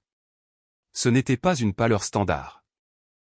C'était un blanc translucide et terrifiant. Comme si tout le sang avait instantanément été drainé de son corps. Quoi? Qu'est-ce que ça veut dire? Sa voix tremblait incontrôlablement. Tu devrais le savoir mieux que moi. Ma voix était froide comme de la glace. Le ESA Group est le partenaire principal de Sterling Enterprises. Le moment où je deviendrai leur conseillère stratégique.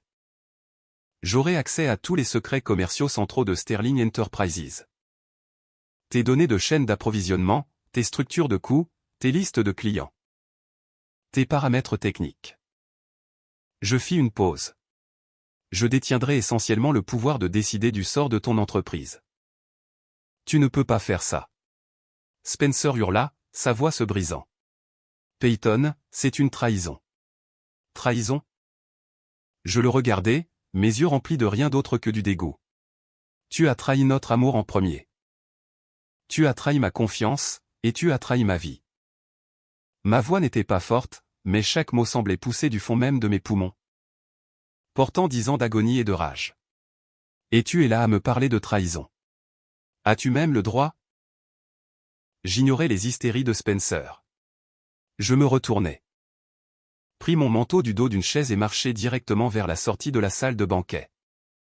Mes talons cliquaient contre le tapis, faisant un son rythmé étouffé. Spencer hurlait quelque chose derrière moi, mais sa voix devenait plus distante, plus floue. Je ne regardais jamais en arrière. Alors que les portes de l'ascenseur se fermaient. J'attrapai un dernier aperçu de Spencer à travers l'interstice rétrécissant. Il se tenait au bout du couloir, appuyé contre le mur. Ayant l'air comme si tout son squelette avait été arraché de lui. Ses lèvres bougeaient, mais je ne pouvais pas entendre un mot de ce qu'il disait. L'ascenseur commença sa descente. Les numéros descendaient de 38 à 37, puis 36, 35. Je m'appuyais contre le mur de l'ascenseur et fermais les yeux.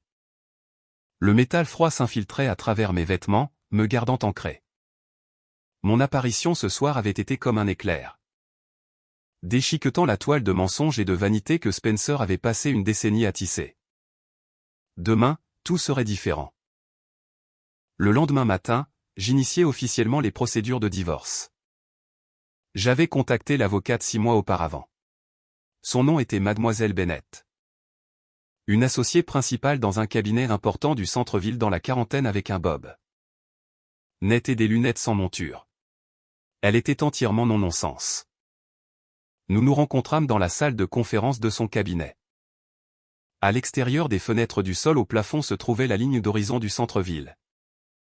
Les gratte-ciel reflétant une lumière aveuglante.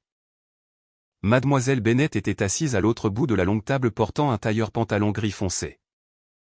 Une énorme pile de dossiers étalée devant elle. Mademoiselle est, sur la base des informations que vous avez fournies, je recommande la stratégie suivante. Mademoiselle Bennett ouvrit un dossier, sa voix calme et professionnelle. Premièrement, la division des actifs. Le domaine où vous vivez est une propriété prémaritale. C'est exceptionnellement clair. L'acte de la maison est uniquement à votre nom sans intérêt équitable appartenant à Monsieur Sterling. Cet actif est entièrement exempt de division. Je hochai la tête. Deuxièmement, concernant la mauvaise conduite maritale de Monsieur Sterling, les enregistrements audio, photographies et autres preuves que vous avez fournies sont suffisantes pour prouver sa relation illicite continue pendant le mariage. Cela nous place dans une position hautement avantageuse pour la division des actifs et la recherche de dommages compensatoires. Mademoiselle Bennett remonta ses lunettes. Troisièmement, concernant les preuves d'irrégularités financières internes dans l'entreprise de Monsieur Sterling que vous avez soumises. Nous attendrons pour le moment avant de les présenter au tribunal, les gardant comme une carte de négociation. Si Monsieur Sterling accepte un divorce non contesté, nous nous arrêtons là. S'il obstrue, nous jouons cette carte. Compris? Dis-je. De plus concernant les factures médicales de votre mère et les frais de scolarité de votre frère, nous recommandons de calculer le total avec les intérêts du marché standard appliqué et de les lui retourner en un versement unique. Cela coupe proprement tout levier moral que Monsieur Sterling pourrait essayer de revendiquer. Mademoiselle Bennett leva les yeux des documents, rencontrant mes yeux. Mademoiselle est, je veux vous rappeler qu'une fois que nous initierons ce processus, il n'y a pas de retour en arrière. Êtes-vous absolument certaine? Je la regardai sans une trace d'hésitation. Je suis certaine. Cet après-midi-là, Spencer reçut la citation au tribunal. Sa réaction fut encore plus explosive que je ne l'avais anticipé. D'abord, il joua la carte émotionnelle. À 15 heures, il apparut à l'extérieur des grilles de mon domaine. Il brunait ce jour-là, la fine pluie frappant les fenêtres avec un doux sifflement statique. Spencer n'avait pas de parapluie. Il se tenait simplement à l'extérieur des grilles en fer, laissant la pluie tremper ses cheveux et son costume. Ses cheveux étaient collés à son front et son costume gris foncé était complètement saturé, le rendant plusieurs nuances plus foncées. Peyton, ouvre la porte. Sa voix portait une exhaustion fabriquée. Nous devons parler. Je me tins derrière la fenêtre du deuxième étage, regardant sa silhouette sous la pluie. Ses lèvres devenaient violettes de froid et il avait l'air entièrement pathétique. Peyton, je sais que j'avais tort. Sa voix voyagea à travers le rideau de pluie, étouffée et distante. Je n'aurais pas dû te traiter comme ça. Je n'aurais pas dû te contrôler. Je n'aurais pas dû te rabaisser. Donne-moi juste une chance de me rattraper, s'il te plaît. Je n'ouvris pas la porte. Je tirai le rideau fermé. Le lendemain, il changea de tactique. Réalisant que la manipulation émotionnelle avait échoué, il pivota vers les menaces. Il m'appela et dit, « Peyton. Réfléchis très soigneusement. Ces preuves financières que tu as soumises. Tu les as volées à mon entreprise. Je peux appeler la police et te faire arrêter pour espionnage. D'entreprise. » Sa voix était glaciale et belligérante, revenant au PDG qui contrôlait tout. Et toutes ces traductions en ligne et investissements, as-tu payé des impôts dessus? Veux-tu que je signale à l'IRS et qu'il t'audite? En écoutant sa diatribe, les coins de ma bouche se relevèrent. Vas-y, Spencer. Dis-je. Mes dossiers de travail et flux de revenus de l'année dernière sont 100% entièrement conformes. Chaque paiement est soutenu par un contrat. Chaque centime d'impôt a été payé à temps, et franchement, mes livres sont vastly plus transparents que les registres internes de ton entreprise. Silence mortel à l'autre bout. Quant au vol, je fis une pause. Fais-tu référence aux données financières que j'ai tirées des serveurs de ton entreprise? Ces données étaient traitées par toi sur notre ordinateur domestique. Complètement non crypté et sans mot de passe. Moi regardant les fichiers de travail de mon mari sur notre bureau domestique partagé. C'est ce que tu appelles du vol? Spencer resta silencieux encore plus longtemps. Aussi, cette petite menace que tu viens de faire. Je l'ai enregistrée, ajoutai-je. Veux-tu que je soumette cet enregistrement comme preuve au tribunal? Laisse le juge entendre exactement comment un mari menace son épouse. J'entendis une respiration lourde et saccadée sur la ligne. Puis le téléphone cliqua mort. La famille Sterling ne pouvait pas non plus rester assise. Le troisième jour après-midi, ma belle-mère, Eleanor, traîna la sœur de Spencer, Audrey, jusqu'à mon domaine, prenant d'assaut les grilles. Elles n'appelèrent pas à l'avance. Elles appuyèrent simplement sans relâche sur la sonnette. À travers le flux de sécurité, je les vis debout furieusement à l'extérieur de la grille en fer. Eleanor portait un tailleur rouge foncé, ses cheveux parfaitement coiffés. Les rides sur son visage approfondies par une pure outrage. Audrey se tenait derrière elle portant une veste Chanel rose et serrant un sac Birkin Hermès. Je les fis entrer et ouvris la porte d'entrée. Au moment où Eleanor franchit le seuil, elle commença à hurler. Sa voix assez forte pour réveiller tout le bloc. « Peyton, as-tu perdu l'esprit ?» Elle se tint au centre du salon, pointant son doigt droit sur mon nez. La chair sur son visage tremblant. La famille Sterling t'a-t-elle jamais maltraité? 10 ans. 10 ans de vie dans le luxe, entièrement pourvu. Et maintenant que tu penses que tes ailes sont entièrement poussées, tu veux t'envoler. Sa voix était stridente et grinçante, portant un horrible sens d'entitlement. As-tu la moindre idée de ce que ce petit coup de tien fait à Spencer au travail? Les membres du conseil se moquent de lui. Es-tu déterminé à détruire la famille Sterling avant d'être satisfaite? Audrey se tenait derrière Eleanor, les bras croisés, intervenant avec un venin sarcastique. Ne pense pas que tu es soudainement une star juste parce que tu as appris quelques mots étrangers. Peyton. Son ton était désinvolte et cruel, un ricanement pendant sur ses lèvres. Que peut exactement faire une femme au foyer comme toi de toute façon? Penses-tu honnêtement que tu peux simplement marcher et être une sorte de conseillère stratégique? Arrête de retourner notre famille sens dessus dessous. Retourne, excuse-toi auprès de mon frère tout de suite, et peut-être que ça peut encore être sauvé. Je m'assis sur le canapé du salon, les regardant avec un calme absolu. Les rideaux étaient à moitié ouverts, le soleil de l'après-midi se déversant à travers les fenêtres, jetant un ruban lumineux brillant à travers le tapis. Je portais un chemisier blanc net et un pantalon noir. Mes cheveux attachés en une queue de cheval élégante, ayant l'air complètement net et impeccable. Éléanore, Audrey, clarifions une chose. Ma voix n'était pas forte, mais chaque mot frappait comme un marteau. Ce domaine a été acheté avec mon propre argent avant le mariage. Cela n'a absolument rien à voir avec Spencer. Les visages d'Éléanore et d'Audrey se figèrent instantanément. La mâchoire d'Éléanore tomba, son expression passant de la fureur à l'incrédulité pure. Qu'est-ce que tu viens de dire? Sa voix perdit toute sa certitude. Avant le mariage, répétai-je. J'ai acheté cette maison en utilisant mes honoraires de traduction et mes rendements d'investissement. Spencer a toujours supposé que c'était un actif de l'entreprise, mais il a oublié un détail crucial. Seul mon nom est sur l'acte de la maison. Je me levai, marchai vers la console dans l'entrée. Sortis une enveloppe manie du tiroir et en sortis l'acte. Je le tins droit devant le visage d'Éléanore. Le document brillait starkement à la lumière du soleil. Mon nom y était imprimé avec une clarté absolue sans une seule trace de Spencer Sterling. Spencer avait toujours exigé que je garde l'acte verrouillé dans le coffre. Il pensait que j'étais une idiote impuissante qui ne savait que cuisiner. Supposant que je n'avais jamais touché la paperasse. Je glissai l'acte dans l'enveloppe. Mais il ne savait pas que j'avais sauvegardé et notarié chaque document il y a des âges. Le visage d'Audrey devint complètement vert. La main serrant son sac Birkin tremblait si fort que ses ongles manucurés déchiraient pratiquement le cuir. Tu es tellement manipulatrice, Peyton, hurla-t-elle. Tu as comploté contre mon frère tout ce temps. Tu as planifié ça depuis le début. Je n'ai comploté contre personne. Je me retournai, marchai droit vers elle et les fixai.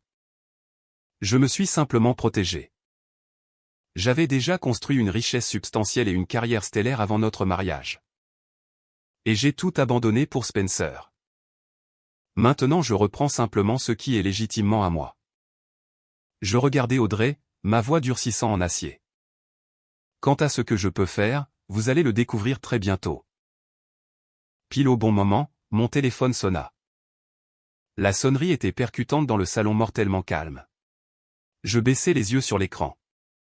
L'identifiant de l'appelant montrait un numéro international, indicatif de pays +49, Allemagne. Je répondis à l'appel juste devant Éléanore et Audrey. Allô. Je répondis en allemand. Une voix masculine profonde et solennelle traversa la ligne portant un accent standard de Hanovre.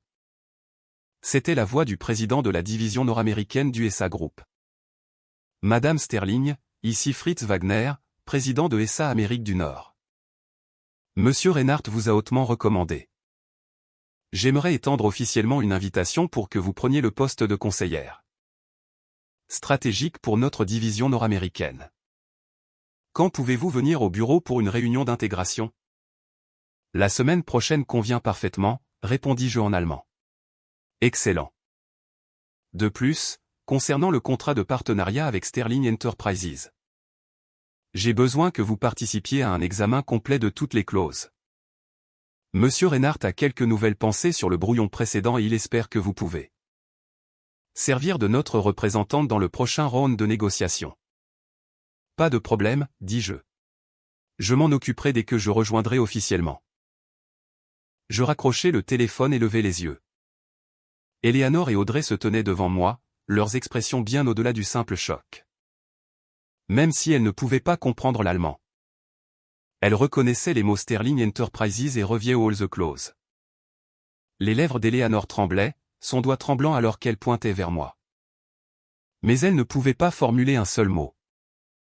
Audrey attrapa son bras et marmonna, « Maman, allons-y. » Elles sortirent de la maison la queue entre les jambes. Je me tins dans l'entrée, regardant leur silhouette disparaître au bout de la rue. Le tailleur cramoisi d'Éléanore était éblouissant sous le soleil. La veste Chanel rose d'Audrey flottant légèrement dans le vent. Elle marchait incroyablement vite, comme fuyant une zone sinistrée. Mon retour causa des ondes de choc massives dans toute la communauté des affaires internationales. Le retour d'une légende. Peyton est rejoint le SA Group en tant que conseillère stratégique nord-américaine. Les titres s'étalèrent en première page des principaux organes financiers. Le Financial Times consacra une pleine page à l'histoire intitulée Le génie disparu. Peyton et 10 ans de silence et retour triomphal. Le titre du Wall Street Journal était encore plus retentissant. Son mari l'a cachée pendant une décennie. Maintenant elle est de retour. La couverture médiatique nationale était absolument implacable. De femme au foyer à cadre multinational, le rebond ultime. Le génie multilingue riposte. L'entreprise de l'ex-mari chute. L'ex-épouse de Spencer Sterling est maintenant sa plus grande concurrente. Chaque article était une exécution publique pour Spencer. Les actions de Sterling Enterprises commencèrent à chuter. Le premier jour de négociation, l'action baissa de 3%. Le deuxième jour, elle chuta encore de 4%. Le troisième jour, quand le SA Group annonça officiellement ma nomination comme conseillère stratégique nord-américaine, l'action de Sterling chuta de 11% en 30 minutes. Le conseil d'administration perdit complètement la tête. Ils interrogèrent Spencer sans relâche. Pourquoi étais-tu entièrement ignorant des capacités de ta propre épouse? Pourquoi est-elle maintenant la conseillère stratégique de notre plus grand partenaire? Pourquoi son premier acte en prenant ses fonctions a-t-il été d'examiner et de déchirer complètement nos clauses de partenariat? Spencer ne pouvait répondre à aucune de ces questions. Il ne pouvait que rester assis dans la salle du conseil, faisant face à la colère d'une douzaine de directeurs, transpirant abondamment. Complètement et totalement sans voix. Et mon premier mouvement en prenant mes fonctions fut exactement ce que j'avais promis. Un examen impitoyable des clauses du contrat de Sterling Enterprises. Je ne le faisais pas pour exercer une vengeance mesquine sur Spencer. Je le faisais pour sécuriser les intérêts absolus les meilleurs du SA Group. Mais sous une lentille vraiment professionnelle. Le prix que Sterling Enterprises allait devoir payer était monumentalement plus élevé qu'avant. Lors d'une vidéoconférence interne avec le SA Group. Fonctionnant en ma capacité de conseillère stratégique. J'implémentais des exigences draconiennes pour la gestion de la chaîne d'approvisionnement de Sterling. Sterling Enterprises fait face à un risque massif de fournisseurs uniques concernant leur approvisionnement en matières premières en Amérique centrale. Je déclarais clairement à la caméra, ma voix froide et professionnelle. Actuellement, 70% de leurs matières premières proviennent d'un seul fournisseur au Brésil. Ce qui est une vulnérabilité catastrophique pour la sécurité de la chaîne d'approvisionnement. Je recommande que nous mandations une clause de diversification de la chaîne d'approvisionnement, exigeant que Sterling Enterprises réduise leur dépendance à ce seul fournisseur à moins de 40% dans les 6 mois. En tant que représentante de l'entreprise partenaire, Spencer était aussi sur l'appel vidéo. Son flux vidéo était une petite boîte dans le coin inférieur droit de l'écran. Il portait un costume bleu foncé assis dans une salle de conférence de Sterling Enterprises avec un mur blanc vide derrière lui. Il fixait l'écran à la version puissante et totalement en contrôle de moi. Ses yeux tourbillonnant d'une complexité déchirante. Il y avait du choc, du regret, de la terreur et quelque chose que je n'avais jamais vu dans ses yeux auparavant. Pure, non adultérée admiration. Après la conclusion de la conférence, Spencer me contacta via un canal privé. Il utilisa un numéro de téléphone que je ne reconnaissais pas Peyton. Sa voix était épuisée et rauque, comme un homme qui n'avait pas dormi depuis une semaine. Dois-tu vraiment pousser aussi loin? Je fais simplement mon travail, répondis-je froidement. Tu n'étais jamais comme ça avant. Tu étais si gentille, si docile. Tu gardais la maison en marche parfaitement. Tu n'as jamais. Spencer. Je le coupai. Tu ne m'as jamais aimé. Tu aimais un fantôme domestiqué.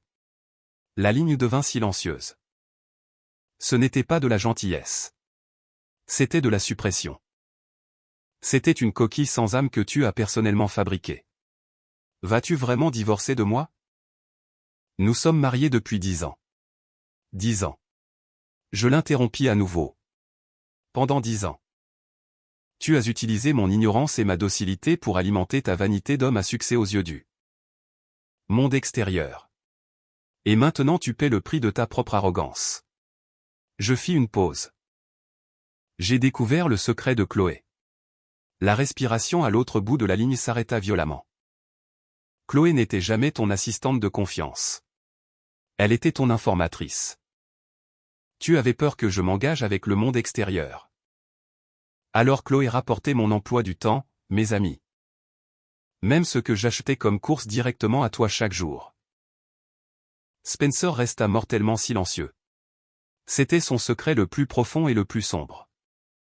Il avait peur que je découvre son aventure avec Chloé. Mais il était bien plus terrifié que je découvre qu'il avait systématiquement policé et surveillé toute mon existence. J'admets. La voix de Spencer se brisa, rauque et tremblante. J'avais peur. J'avais peur que si tu voyais le monde plus large, tu réaliserais que je suis en fait incroyablement médiocre. J'avais peur qu'avec ton esprit de génie, tu vois à travers mon hypocrisie. Je l'ai déjà fait, dis-je platement. Spencer, ton erreur la plus fatale n'était pas l'infidélité.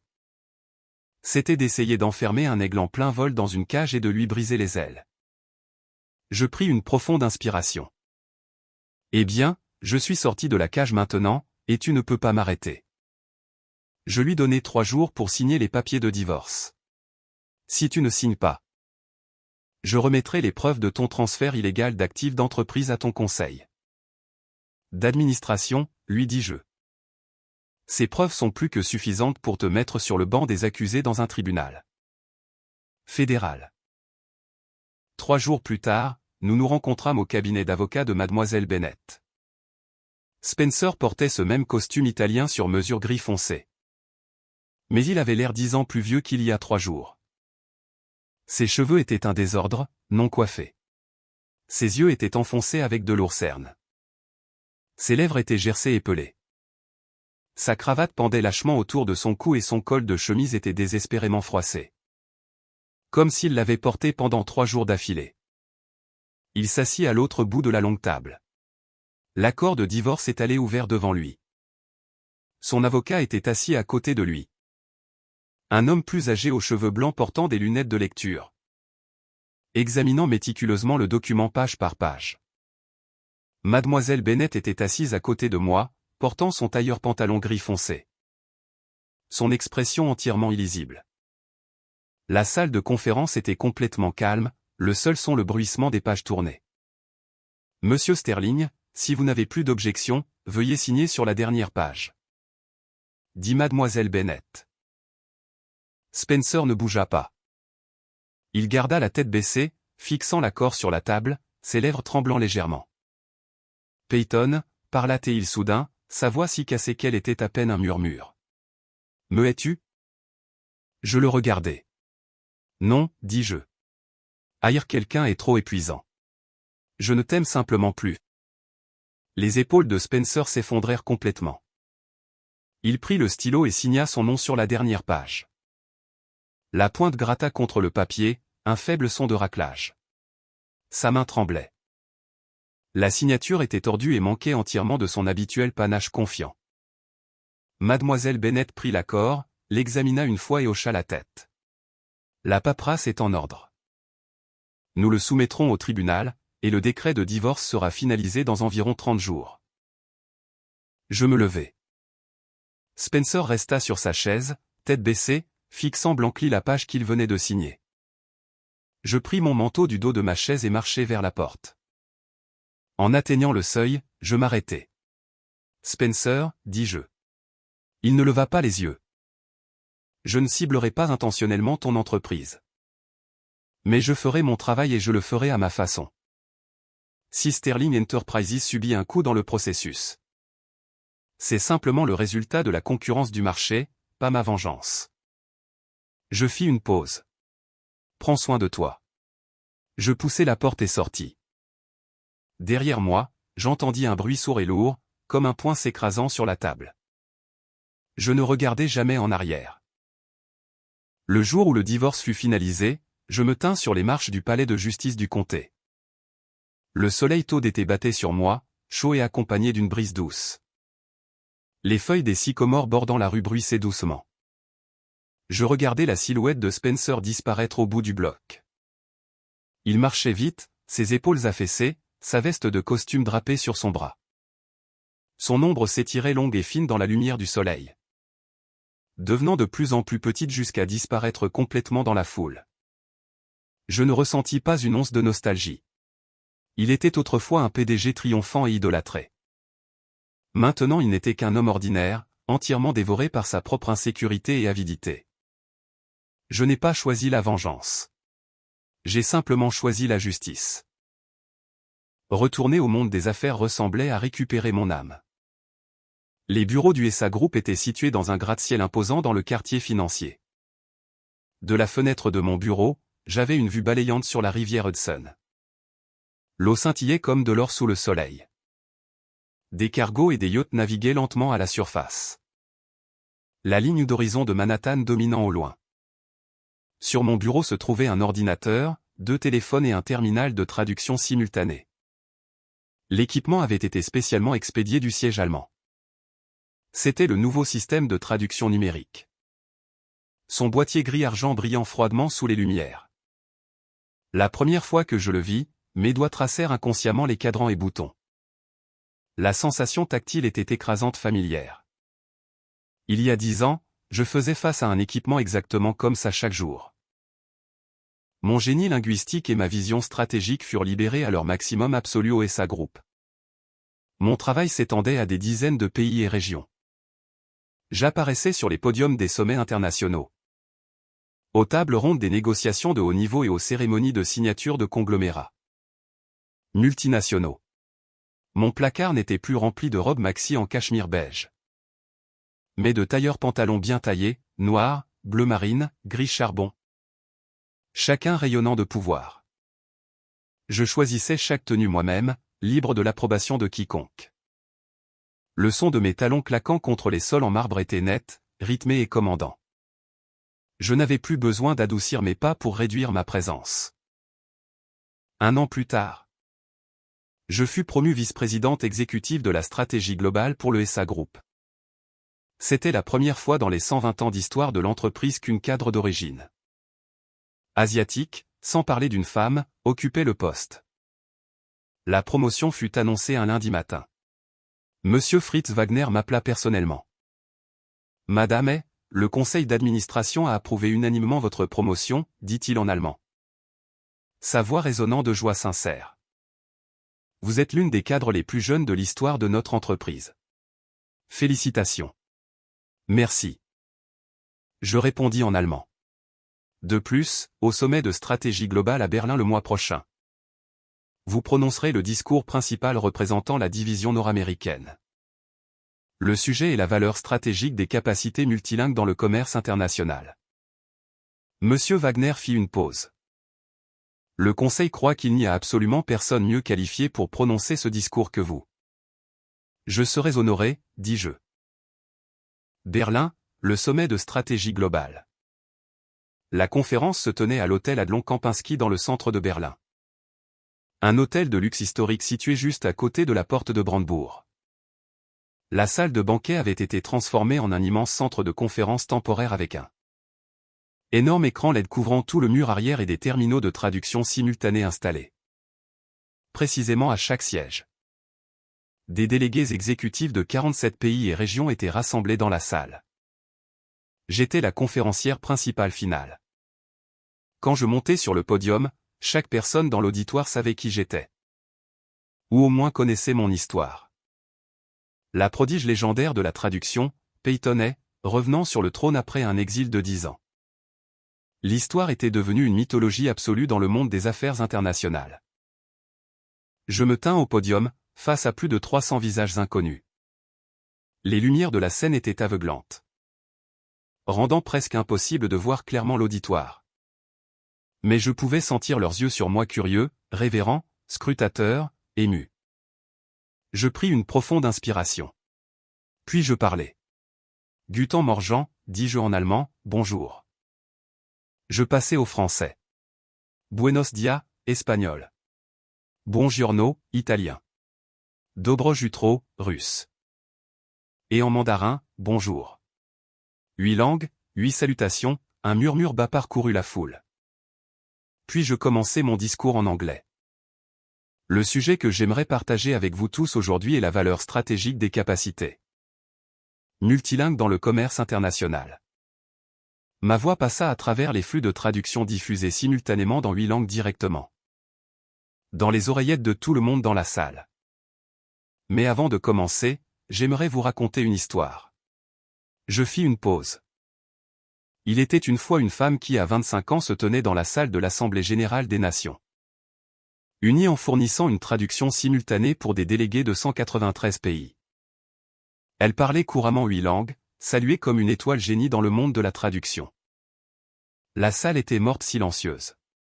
À 26 ans, elle rencontra un homme. Cet homme lui dit, « Tu travailles trop dur. Laisse-moi prendre soin de toi. » Et elle le crut.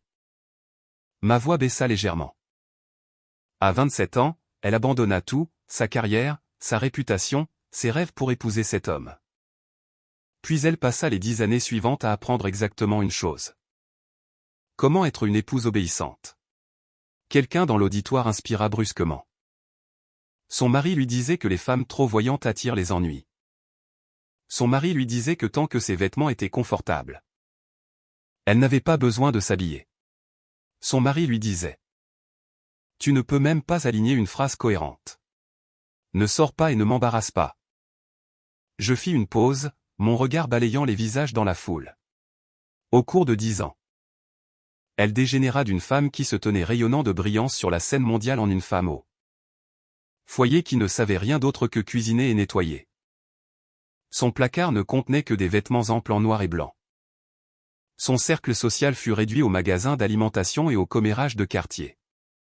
Et tout son univers se rétrécit à la taille d'une cuisine et d'un salon.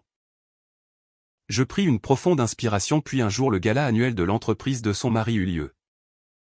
Il lui dit de s'asseoir dans un coin, de ne pas parler, de ne pas interagir avec une seule âme. Il dit, « Tu peux à peine tenir une conversation. Ne m'humilie pas. » Le silence dans la salle s'approfondit. Cette nuit-là, une crise massive éclata au gala. Un partenariat multinational d'1 milliard de dollars était sur le point de s'effondrer totalement à cause d'un échec de traduction catastrophique. Tout le monde était dans un désespoir absolu.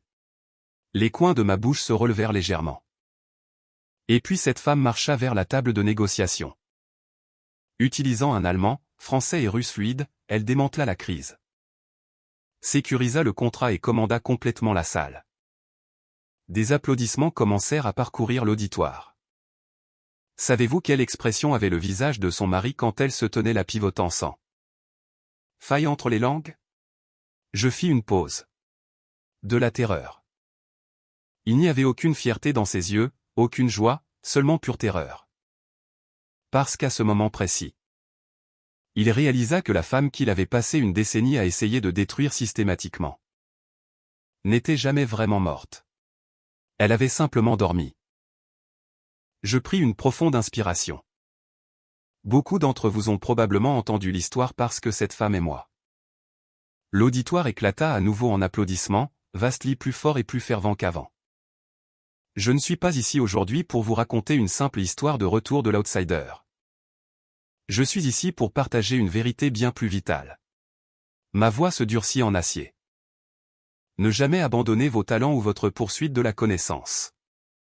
Et plus important, ne jamais laisser quelqu'un d'autre définir votre valeur. Je regardais les plus de 300 visages, articulant chaque mot lentement et distinctement. J'ai autrefois cru que l'amour signifiait compromis et sacrifice. Je croyais que la valeur d'une femme était quantifiée par combien elle pouvait endurer pour sa famille. Je croyais que diminuer ma propre lumière pour cajoler l'ego fragile de mon mari était une vertu. Je secouai la tête. Maintenant je connais la vérité. Le vrai amour est une élévation mutuelle. C'est permettre à chacun de briller. Si quelqu'un essaie de te couper les ailes, ne te mets pas à terre pour lui. Fais-lui une révérence finale magnifique et montre-lui exactement à quelle hauteur tu étais toujours. Destiné à voler. La salle explosa en applaudissements assourdissants. Plus de 300 personnes se levèrent pour une ovation debout qui dura une pleine 3 minutes. Je me tins sur la scène face au mur de son, les bords de mes yeux devenant légèrement chauds. Le projecteur battait sur moi, chaud et radieux. Ma silhouette était projetée sur l'énorme écran LED derrière moi, imposante et inébranlable. C'était Peyton et à 35 ans, une femme qui avait repris son nom. Sa carrière et la brillance qui avait été enterrée dans la poussière pendant une décennie. Les applaudissements s'apaisèrent progressivement. Je reculai au centre du podium et me penchai dans le microphone pour mes mots finaux. Mon adresse se termine ici. Merci à tous. Et puis je dis merci en 8 langues différentes, assurant que chaque mot atterrissait. Donc, merci, gracia, grazie, spasibo, 11e, thank you. Les applaudissements tonnèrent à nouveau. Je m'éloignai du podium et descendis les marches pas à pas. Mes talons cliquaient contre le sol en marbre, une cadence nette et rythmée. À chaque pas que je faisais, ma colonne vertébrale se sentait un peu plus droite. À chaque pas que je faisais, le poids écrasant que j'avais porté sur mes épaules pendant 10 ans s'évaporait un peu plus. À chaque pas que je faisais, je me rapprochais d'un pas de cette Peyton et de 25 ans. Qui s'était autrefois tenu sans peur dans la salle de l'Assemblée générale des Nations unies. En sortant du centre de conférence. La lumière du soleil se déversait à travers l'énorme dôme en verre de l'hôtel, lavant mon visage. Je inclinai la tête en arrière, fis face à la lumière et fermai les yeux. La chaleur se répandit de mes joues à travers tout mon corps. Ma nouvelle vie ne faisait que commencer.